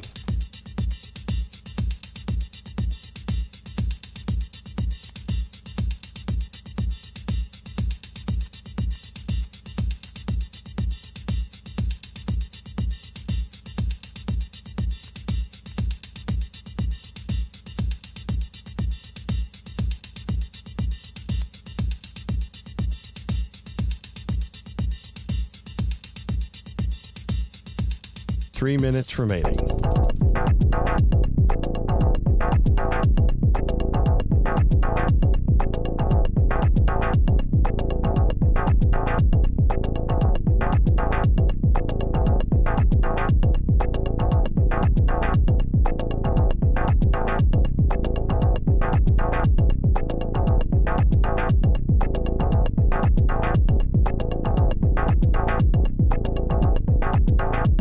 Two minutes, 30 seconds remaining.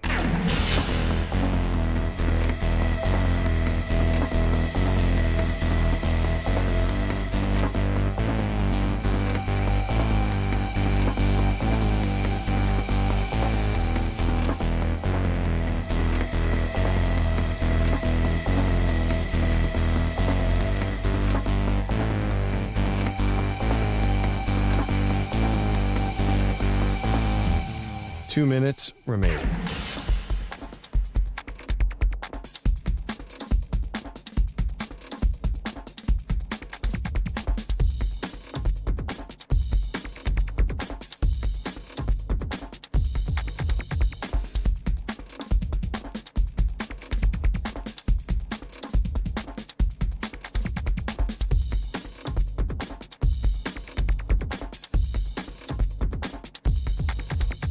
One minute, 30 seconds remaining.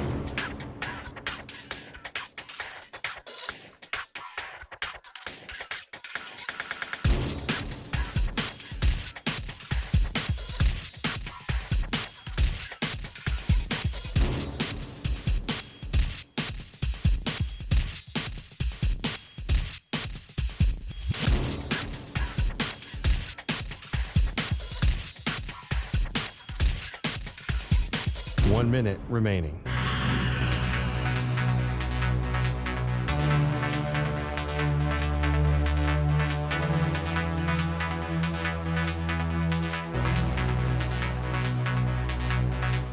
Forty-five seconds remaining.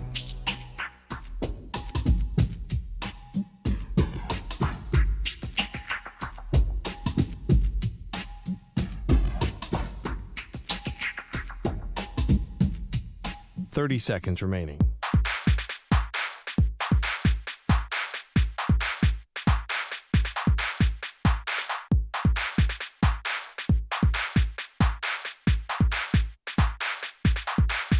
Fifteen seconds.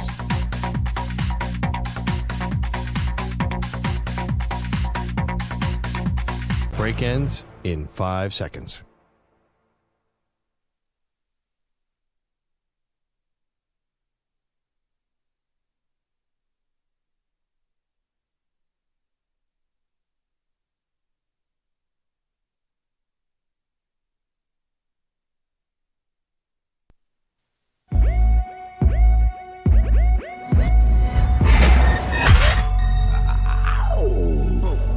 He's destined to get knocked out by Jake Paul.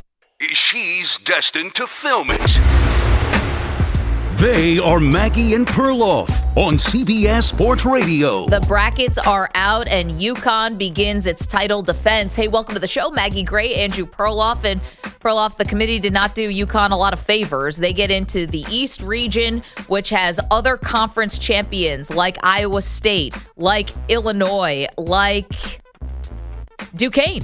Yep. They also have 2 of the Final Four teams from a year ago in Florida Atlantic and San Diego State. This is going to be a very, very tough title defense for UConn, although they do get to play close to home. They start in Brooklyn and then would advance to Boston. Also, Auburn, Bruce Pearl has them playing. Yes. They has them playing really tough. They can get past my Yaleys. Who knows? It is interesting that it's a tough bracket. I, like EJ, watched a Danny Hurley interview last night, and he seems just... He's a coach who's not going to let them have a championship letdown. Now, but the reality, and I read the stats earlier, is that since 2007, you have not had a repeat champion. Yep. And not only that, you haven't had anybody get past the Sweet 16, and only a few have even gotten to the Sweet 16. We saw this recently. Kansas got booted early. Generally, champions do not do well. So to me, for Connecticut to win again would buck so many trends that it would be incredibly impressive. Well, because usually when you're winning a title, that's the pinnacle. This is the best your team could be, and the guys either go to the NBA or, generally just go to the NBA or graduate if you have a bunch of seniors. I don't think that that's what's happening with UConn. I think they brought back a lot of people from that title team to go for it again.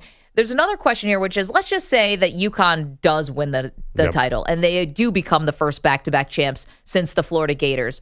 Would it mean more or would it mean less because of this current era that we're in where there's more parity in the sport, it feels like, than there's ever been? Specifically this year, remember, it was like a death knell if you got ranked in the top 5. That means all of a sudden you were going to lose the next week.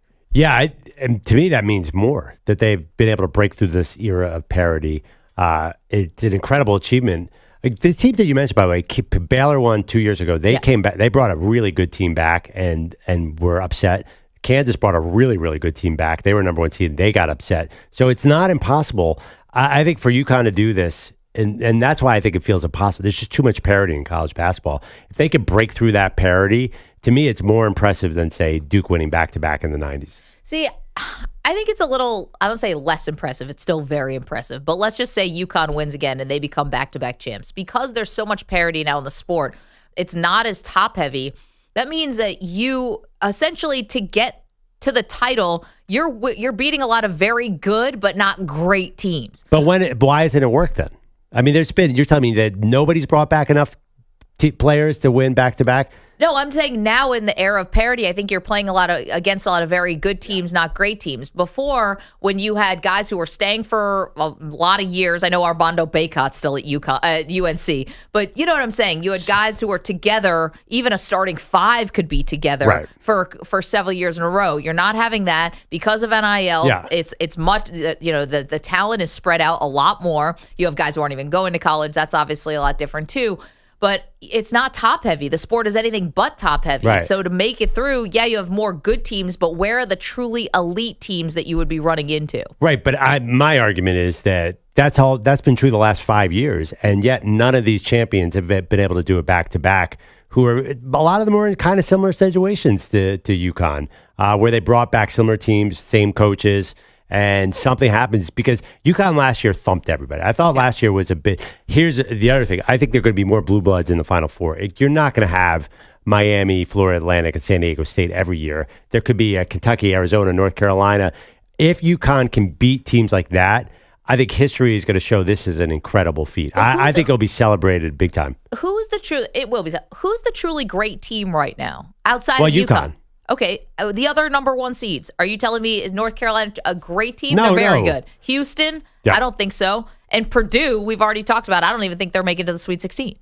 Right, but I do think beating North Carolina in the Final Four, or beating Kentucky in the final game, or beating even Purdue, Right. who is a number one team, has been a number one team 2 years in a row. I think that'll look better than beating San Diego State. No, I hear you, and it might happen. But if I'm North Carolina, so I made it to the title game the first year under Hubert Davis, and then I missed the tournament 2 years in a row. You know, it's not like it's been this consistent boom here. Listen, they're a great team now. I'm not taking anything away. I just think this is easier. I think what UConn is attempting to do now, especially in this particular year, where it was upset central in the top 25. I think people just remember the name North Carolina. Probably. They won't break down the rosters like that. You're right. It's a completely different era of college basketball. But the reality is, too, I mean, UConn is not so dominant. They're not Patrick Ewing's Georgetown Hoyas. They're really, really good. They're really well coached. They can beat you in any kind of way. But, we're looking at our bracket right now. They have a really tough draw. And they're not so far head and shoulders above. I don't think they're going to repeat. So that's why I'm going to give them gigantic points if they do. I'm going to count this up there as one of the great achievements in college basketball. Is there a chance that this may be an easier feat for UConn, the program, because of the landscape of college basketball, but a harder feat for Danny Hurley to do this, given what happens usually with the turnover with the transfer portal, the turnover with guys leaving one and done? I almost look at this and say, hey, well, I think of this UConn program the same way I thought about Duke in the 90s or even Florida in the mid-2000s. I don't see that because I just think that those teams had more talent. But for a head coach to take – this is a similar team, but it is very different. Their starting backcourt is almost entirely different. They're starting a center now, Klingland, who was a backup last year, though he played a lot of minutes. Yeah. To take and had a really good Final Four and championship an awesome game. Final Four, but to take essentially it's somewhat two different teams and still find a way to get them to play the right way, play the way he wants, play the way as intense as he is. To get these two teams to win two championships for him, I would say that's an awesome feat. He'll be high up on the all-time list. If he could do this now, I agree with EJ. I think this will be a credit to Danny Hurley first and foremost. It definitely will, but think about he's also coming along at a time where Coach K just retired. Yeah. Roy Williams retired a couple years ago. Jim Boeheim just retired. Tom Izzo, how much longer? Well, maybe Tom Izzo will do this forever. But you have there has been some turnover with some of the old guard is leaving, so this is a perfect time for Danny Hurley. And this is, in many ways, Hurley has a chance to be immortalized because I think we are in a transition period when it comes to college basketball and really college football coaches too. We're seeing a lot of guys not wanting to do it anymore either. Yeah. Like we've seen a lot of legends go by the wayside very recently in college basketball, and right now there's kind of a dearth. I think when people think about the NCAA tournament and why maybe people are so unfamiliar with these teams, yes, the one and done guys and the guys playing in G League certainly hurt, but I think honestly the lack of big name coaches hurts as well. There is no Roy Williams, there is no Coach K. We've lost some massive figures in college basketball. Yeah, Bob Huggins had to resign. I mean, you still have Calipari and you still have Scott Drew and you still have a lot of these big, Shaka Smart, but again, the wins leader guys, the older guard for sure. I mean, and Danny Hurley would be a massive star. I mean, Kay and Roy Williams, those are icons. like who are the icons today besides Izzo and maybe Self that exist? We lost Jay Wright, another guy. We've lost some titans in college basketball, and it seems like the guys you're mentioning, like we're not looking at them saying, oh, they're a lock to make it in that championship. These four number one seeds, Kelvin Sampson's a great coach, but I don't think people put him in that field. I don't think nobody's putting Matt Painter in that field. Or Rick Barnes. I mean, Matt Painter and Rick Barnes are two notorious NCAA tournament jokers. I mean, there are some big Bill Self, obviously, and Bruce Pearl, and you go down the list. They're big names. You're right. They're not on that we're not icon talking about, level. I mean, Kay and William talk about like Yeah, 1 and 3 you're right. They're not on all-time icon wins. level. You know, But in also college the basketball history. The sport has changed so much too, because obviously UConn's a ridiculously old team, just like Jay Wright's Villanova teams. Like their age means such a big deal now. But I think honestly, I think that's why UConn has been so dominant, is because they have the mix of young guys, of young guys in Klingon and Stephon Castle, who I love when it comes to NBA draft time. And then you got the mix of old guys. You got Tristan Newton. You got the other guard in the backcourt. Like they have the perfect mixture. And then you got a coach who's not experienced, who won a national championship. That's why I think when we look at this, and Cam Spencer was the guy I was thinking about. When you look at this team, it's like they have everything you want to win a national championship. So like, what can go wrong? But it is March Madness, so really anything can go wrong. And they are in this tough East region, but you start breaking it down a little bit, and even though you have all these other conference champions and stuff in the region, are you really picking any of those again over UConn? Like, if push comes to shove, are you picking Auburn over UConn? I mean, I'm not. I am. I'm not. Really? That's my big okay. upset. Well, never mind. I'm going Auburn. I'm going with this stat just keeps the lack of success of defending champions, and I just watch the SEC tournament because I was watching Dalton Connect like a hawk this year because Tennessee fans kept tweeting me. Yeah. I tell you, you might never live that down. That SEC is brutal, and those teams play crazy defense. The SEC though wasn't last year. Did no teams make it past the first weekend? Yeah, year to year league. SEC has been kind of iffy come NCAA tournament time. So Auburn's weird because Auburn has an awesome front court, but oftentimes Kansas showed recently you can win with awesome front court, but oftentimes if you don't have experience or seasoned guard play, it's tricky. And they're starting a freshman at point guard, and it's relying on that guy in these wacky games to close out can be tricky. So maybe we should put the poll up.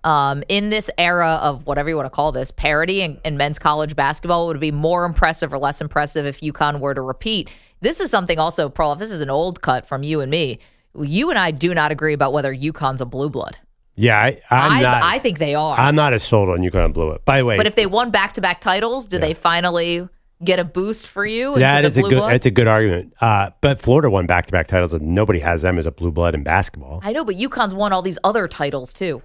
By the way, watch out for Yale Auburn first round. I am now scared of Yale as I look at Auburn's bracket. That's what. By the way, the Yale buzzer beater was amazing, awesome. That was like a high school buzzer beater if I've ever saw one. It would look like a high school buzzer beater, not just because of the shot selection, which is basically like a little bunny jumper or whatever from the post, but also because it looked like it was in a high school gym. Well, they were playing at Columbia, which basically is a high school gym. I've covered the games there. So UConn's first title was 99.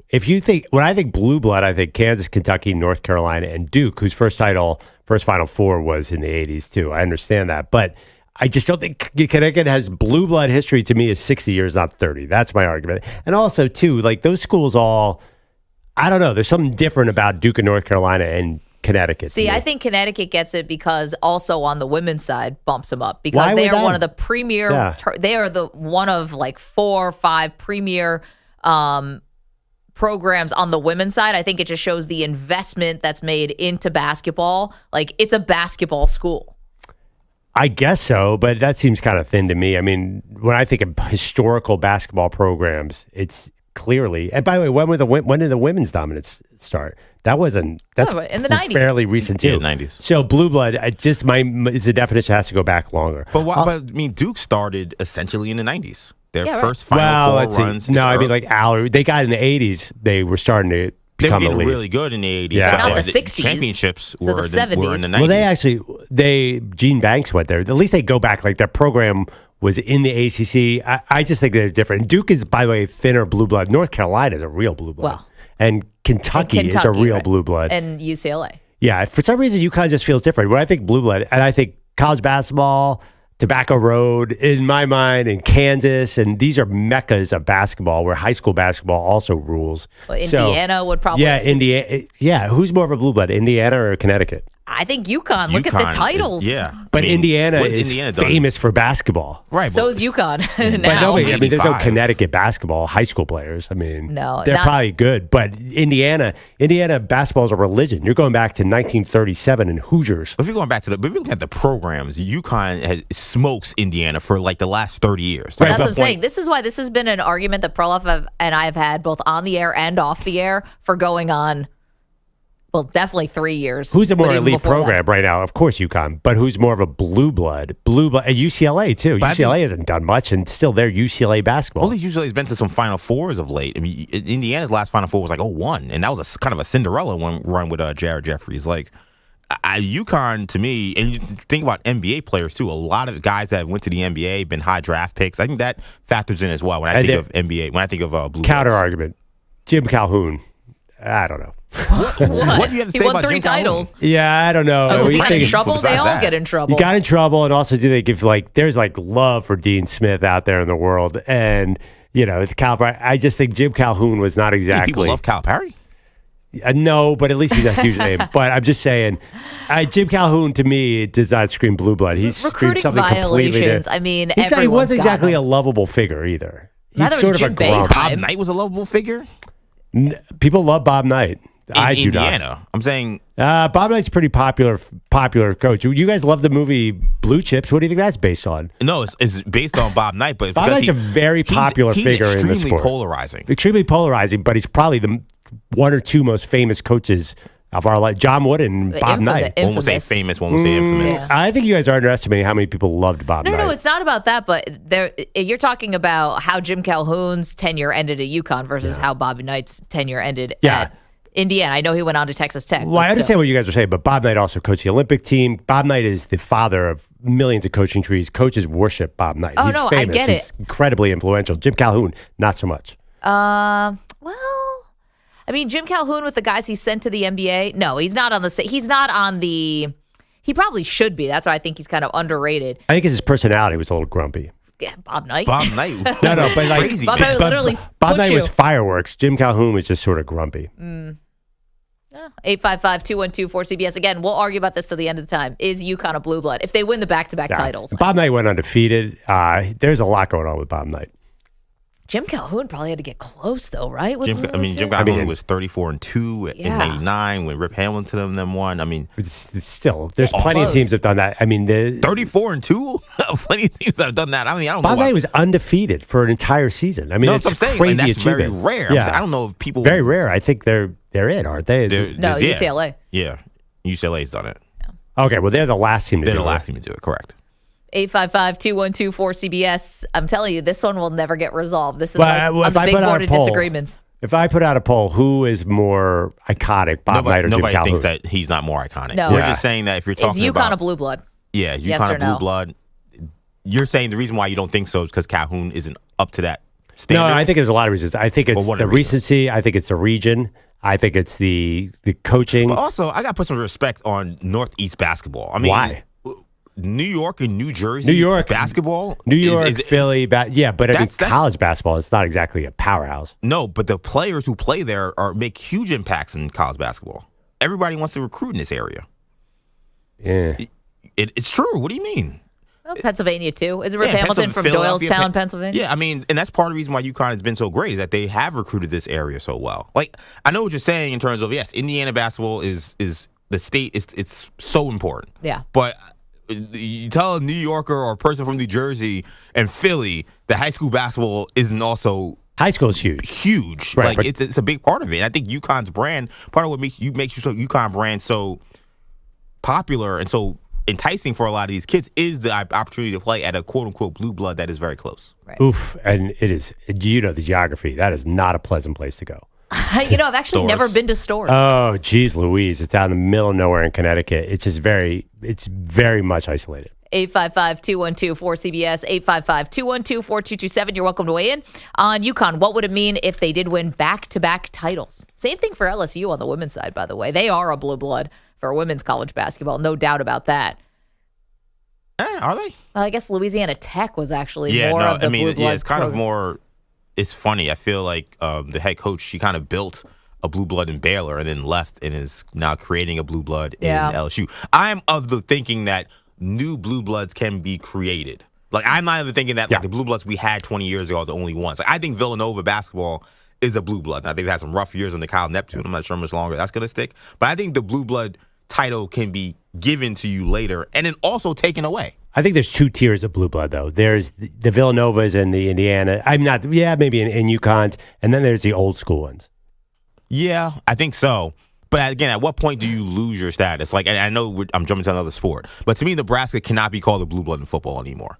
Like, they're not. Like, that team has been irrelevant for 30 years. They haven't been in the national championship game since 2001 when they got smoothed by Miami. Yeah. Like, I don't think that you're just grandfathered in as a blue blood and then you just keep it. And which is why I think Indiana's on tenuous terms, because it's been a long time since they've been relevant when it comes to the March Madness picture. A new committee Also, to determine who's blue blood and who's not. It's a moving target. Us popularity, too. I don't think NCAA necessarily wants UConn in the final. They would much rather have a North Carolina Duke. Those are the big popular teams. Because a lot of people grew up watching North Carolina and Duke, where maybe UConn more recently. No, I think they want Kentucky. Duke is number 1. Duke and Kentucky. Duke is, I think it's Duke and then Cliff, then Kentucky. Duke is Cliff? huge. Yeah, Duke is monstrous. I know Duke is monstrous, but Well, unfortunately, we can't have Duke versus Kentucky in the final because they're both in the South region. I don't this think year. we're getting Duke in the final anyway, are we? We might get Duke and Kentucky in the Elite Eight. I know one thing. You talked about getting those people from Rocky Top upset. The people who do not want to get upset, and I also know this from experience, do not get Big Blue Nation upset. Talking about where they are and where they rank in terms of fan bases. They are also massive and usually very angry. 855-212-4CBS, 855-212-4227. Okay, lots more to do when it comes to March Madness. We've got the biggest things that Perloff and I noticed from yesterday. We'll get to that. Also, we check in on one of our favorite NFL quarterbacks. Do that next.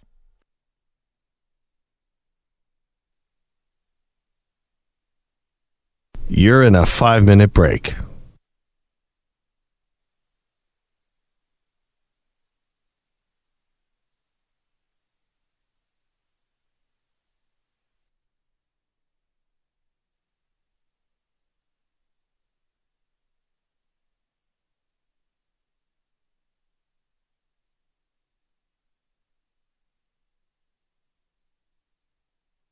Four minutes, 30 seconds remaining.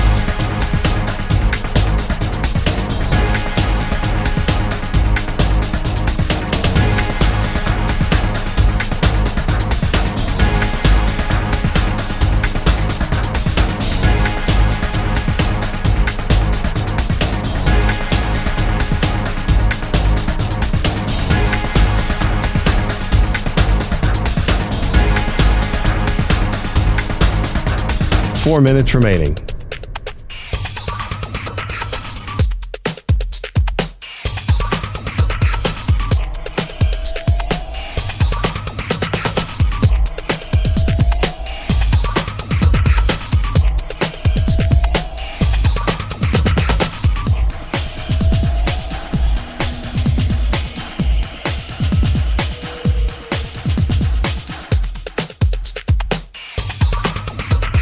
Three minutes, 30 seconds remaining.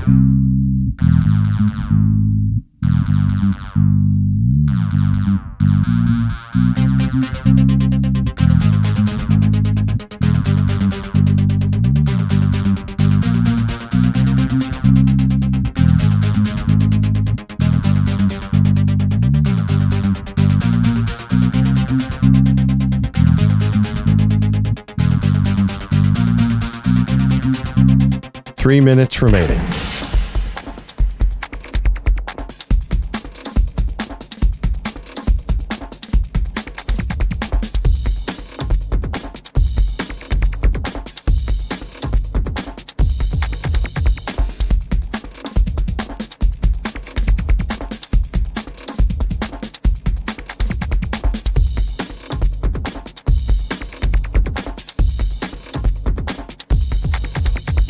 Two minutes, 30 seconds remaining.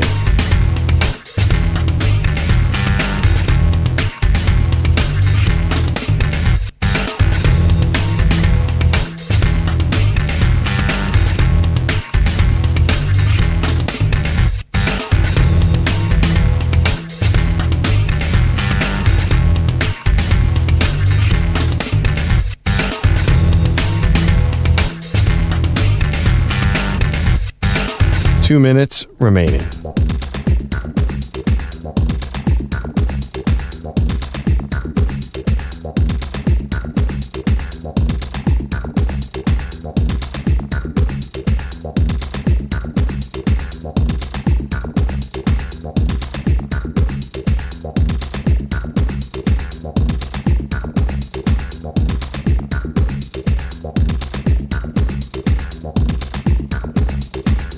One minute, 30 seconds remaining.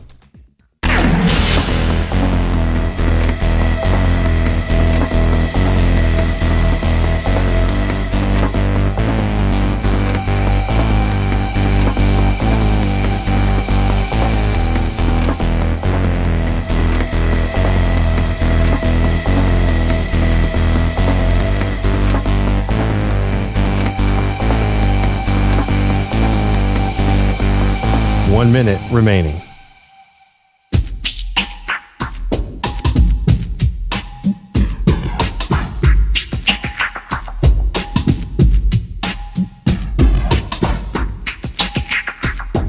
$45 seconds remaining.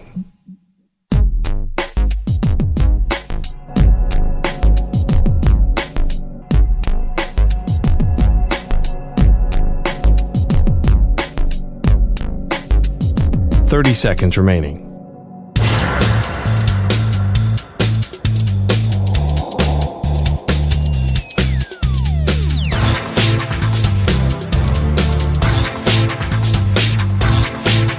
$15 seconds.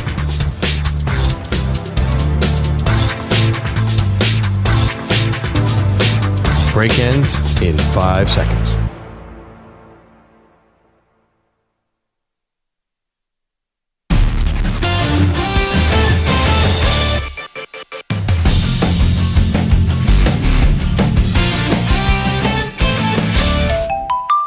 What the is Aaron Rodgers up to today? Put a pause on the March Madness talk just for a moment to update you on, oh, what a bummer. Near miss. We could have had an all-time season of football with Aaron Rodgers also potentially running as the vice presidential candidate in this country. But it looks like that's not going to happen anymore, Perloff. Looks like RFK Jr. instead is going to go with a attorney, someone named Nicole Shanahan. The headlines call her a wealthy attorney. So, by the way, she's going to be the vice RFK Jr. is like, and Aaron Rodgers, I'm not going to get political here, but their whole thing is anti-big pharma. Yeah. So she was married to Sergey Brin. I mean, she's as big tech as humanly possible. Yeah, so, Google founder, right? Yeah. So now he's part of big tech, and this is so weird. What a choice! But I told you Aaron Rodgers was never going to be vice president. I know. And of course he could deny it because he was high as a kite somewhere in South America on ayahuasca. I felt like that whole story was a big nothing. The idea of him being so high that he can't even deny that he doesn't. You want him writing a tweet on ayahuasca, Maggie? Well, somehow he got a tweet out about Sandy Hook because obviously that didn't come from him. He was coming down at that point, but yeah. Jeez. Well, this woman is also not going to be vice president. I just think it's funny. Fact. I just think it's also funny that Aaron Rodgers, we looked it up the other day, has made $300 million just from football alone. That's no other investments. That's not State Farm. And yet she's the wealthy person. Like, how much money do you need to be considered wealthy in this country? Wow. I'll tell you what, I don't got it. $300 million. That's isn't that backup shooting guard in the NBA right now? Alan Krabman's made that this year. So Aaron Rodgers is about to get $50 million. There's no way he was turning that down to lose a vice president. You say it's no money. $50 million. That's 18% of $300 million. That's a gigantic sum of money for Aaron Rodgers. I get it. It's just like $300 million is a lot of money. Yet RFK needs this woman. Yeah. She's the wealthy one, and Aaron Rodgers is what, the stiff? Oh, it's $300 million is not tech money. That's change, pocket change for some of these people. But Aaron Rodgers, can we talk about the fact that, I hate to say it, I might be buying into the Jets again. I hate to do this because I enjoy seeing EJ and Bellotti suffer. Don't buy into anything we are rooting for. You have to admit, though, it was a pretty darn good weekend in Jets land. I know they got Tyron Smith from the Dallas Cowboys. He's a free agent. Offensive line. Yeah, the Cowboys have released him. Jets scooped him up. That's See amazing. what he's got left in the tank. That is, and a lot of good teams wanted him. I think that is a huge deal. The Jets came into the offseason, and one of their biggest weaknesses was tackle, and I don't think you can say that today. I think you say it's a strength, which is not something I expected. Well, the question is, why didn't they do this last year? Maybe they would have actually had Aaron Rodgers for more than 4 snaps. But here's the come thing. on, that was 4 snaps. I know. It was If they had a better Trust me. offensive line, he got sacked on 3 of those 4. You're right, but Yeah, you trust me. He wasn't getting hurt there. He was going to get hurt at some point early. in the yeah. season. I think age was anyway. Go ahead. What Yeah, were you well, gonna he's not getting any younger. But no, this is definitely a positive development for the Jets and for Aaron Rodgers. And I Also, wouldn't be surprised if he, in the midst of his ayahuasca fog, instead of coming out with some greater understanding of who he is, probably came out and was like, "You better sign some Aaron offensive Rodgers line." better not screw this up because David Bakhtiari's because coming. this year he's going to have less expectations than they had last year, and he's going to be set up with a better offense this year than he was last year. So less expectations, but actually a better team. This guy better not screw this up. Well, one thing, there's a rumor Odell Beckham is out there now that he might be coming to the Jets. That kind of unfairly raises expectations. He's more of a journeyman at this point. And Mike Williams is in town. So I think the hype train's going to get revved back up again for the Jets because that Tyron Smith's a surefire Hall of Famer. He's not that old. That's a big deal. I think people are going to get back into the Jets. Yeah, you're right. I mean, we've seen really good offensive linemen, Andrew Whitworth, Jason Peters, obviously. Like, they go on and they continue to play really well into their mid to late 30s. Andrew Whitworth was the first name that jumped to mind. Went from the Bengals to the Rams and won a Super Bowl. I like EJ saying, Aaron Rodgers better not screw this up. I mean, you realize who you're talking about, right?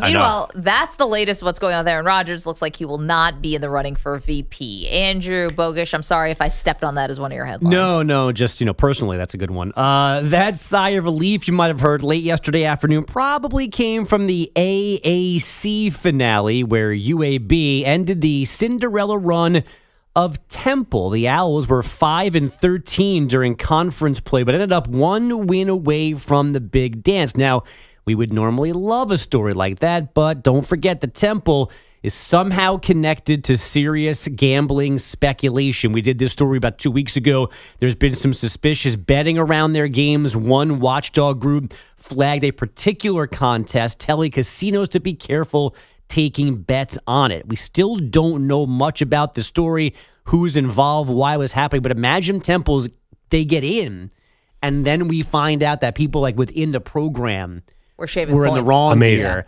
And what do you do at that point? It would probably null and void the whole region. Something Or like something. that. I don't know. I'm Maybe not the sure you whole heard other region. teams. It would certainly null and void their run. Could you have pulled them out? Like, could you have canceled them before their first round game, or if they had won their first round game, knocked them out? I just feel like this round is something two? that Ray Liotta should be narrating. May he rest in peace. Definitely. It's like from Goodfellas. I mean, I know I'm going to sound very maybe American, but I know there are investigations and they got to play out. But this is almost one of those things where if this happened, whatever evidence they have, they need to tell us. Like, we need to know exactly what it is they're investigating. Why are they so suspicious about this team in that game they played a couple of weeks ago? I think the fact that we're in this cloud of, we don't know what was involved or who was involved, that would have been very nasty. We know the point spread changed from 2 to 8 in moments. In hours, yeah. Right. Yeah. Yeah, and then they got blown out by 30. It's still all circumstantial. Like, to That me, is if you're circumstantial. investigating it, you must have some kind of evidence that's leading you to push forward. But look at the bigger picture, though. We understand how it feels like sports gambling is just completely blown up here. So if you're telling me a team is more susceptible now than ever, and we know there's a history of college sports cheating, it's easy to believe that. It's easy to believe the A team. I'm not saying the Temple in specific. Yeah, right. It's Any easy team. to believe that a team would get involved in this. And if they do get caught, not only are they facing legal challenges, I mean, I think you got to give them death penalty for me. If they were actually throwing games, then it'll ruin the sport. You're right. I mean, I think everything would be on the table. It's funny because no one even during this investigation, not one player has sat out, been suspended, had any kind of mysterious illness or, ankle sprain or something you could explain it away to keep them off the court.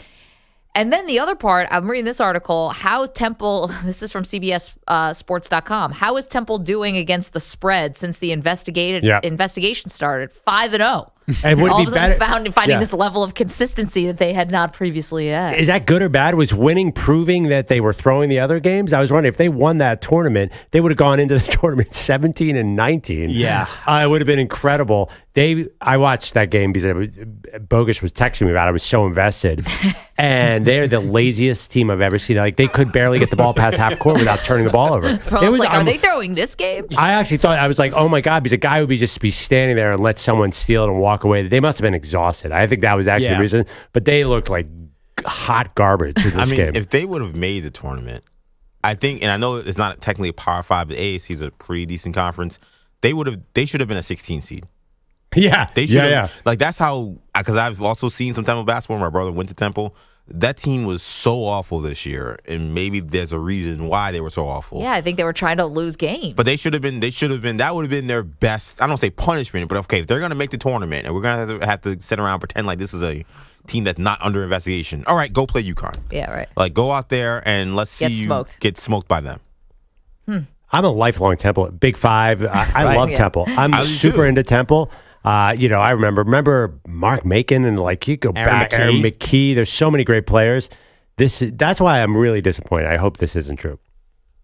And I don't know if you guys saw this, but yesterday after they lost their post-game presser, the coach brought the entire team to the podium. They all stood behind him. You might as well just bring your kids up out there. This Yeah. is when you don't want to answer any real questions. Like, here's my 4-year-old who's up on the dais. Be nice to me. Yeah, so the beat reporters don't ask me why I suck. Maggie can see a coach who is avoiding blame from a mile away. It's like, Coach, you don't even have any kids. Whose kid is that? It's like, don't worry about it. Get Coach Fisher a kid, stat. Temple did not get an NIT invite to then turn down, but St. John's, Pitt, Oklahoma, Ole Miss all said no thanks after missing out on the big dance.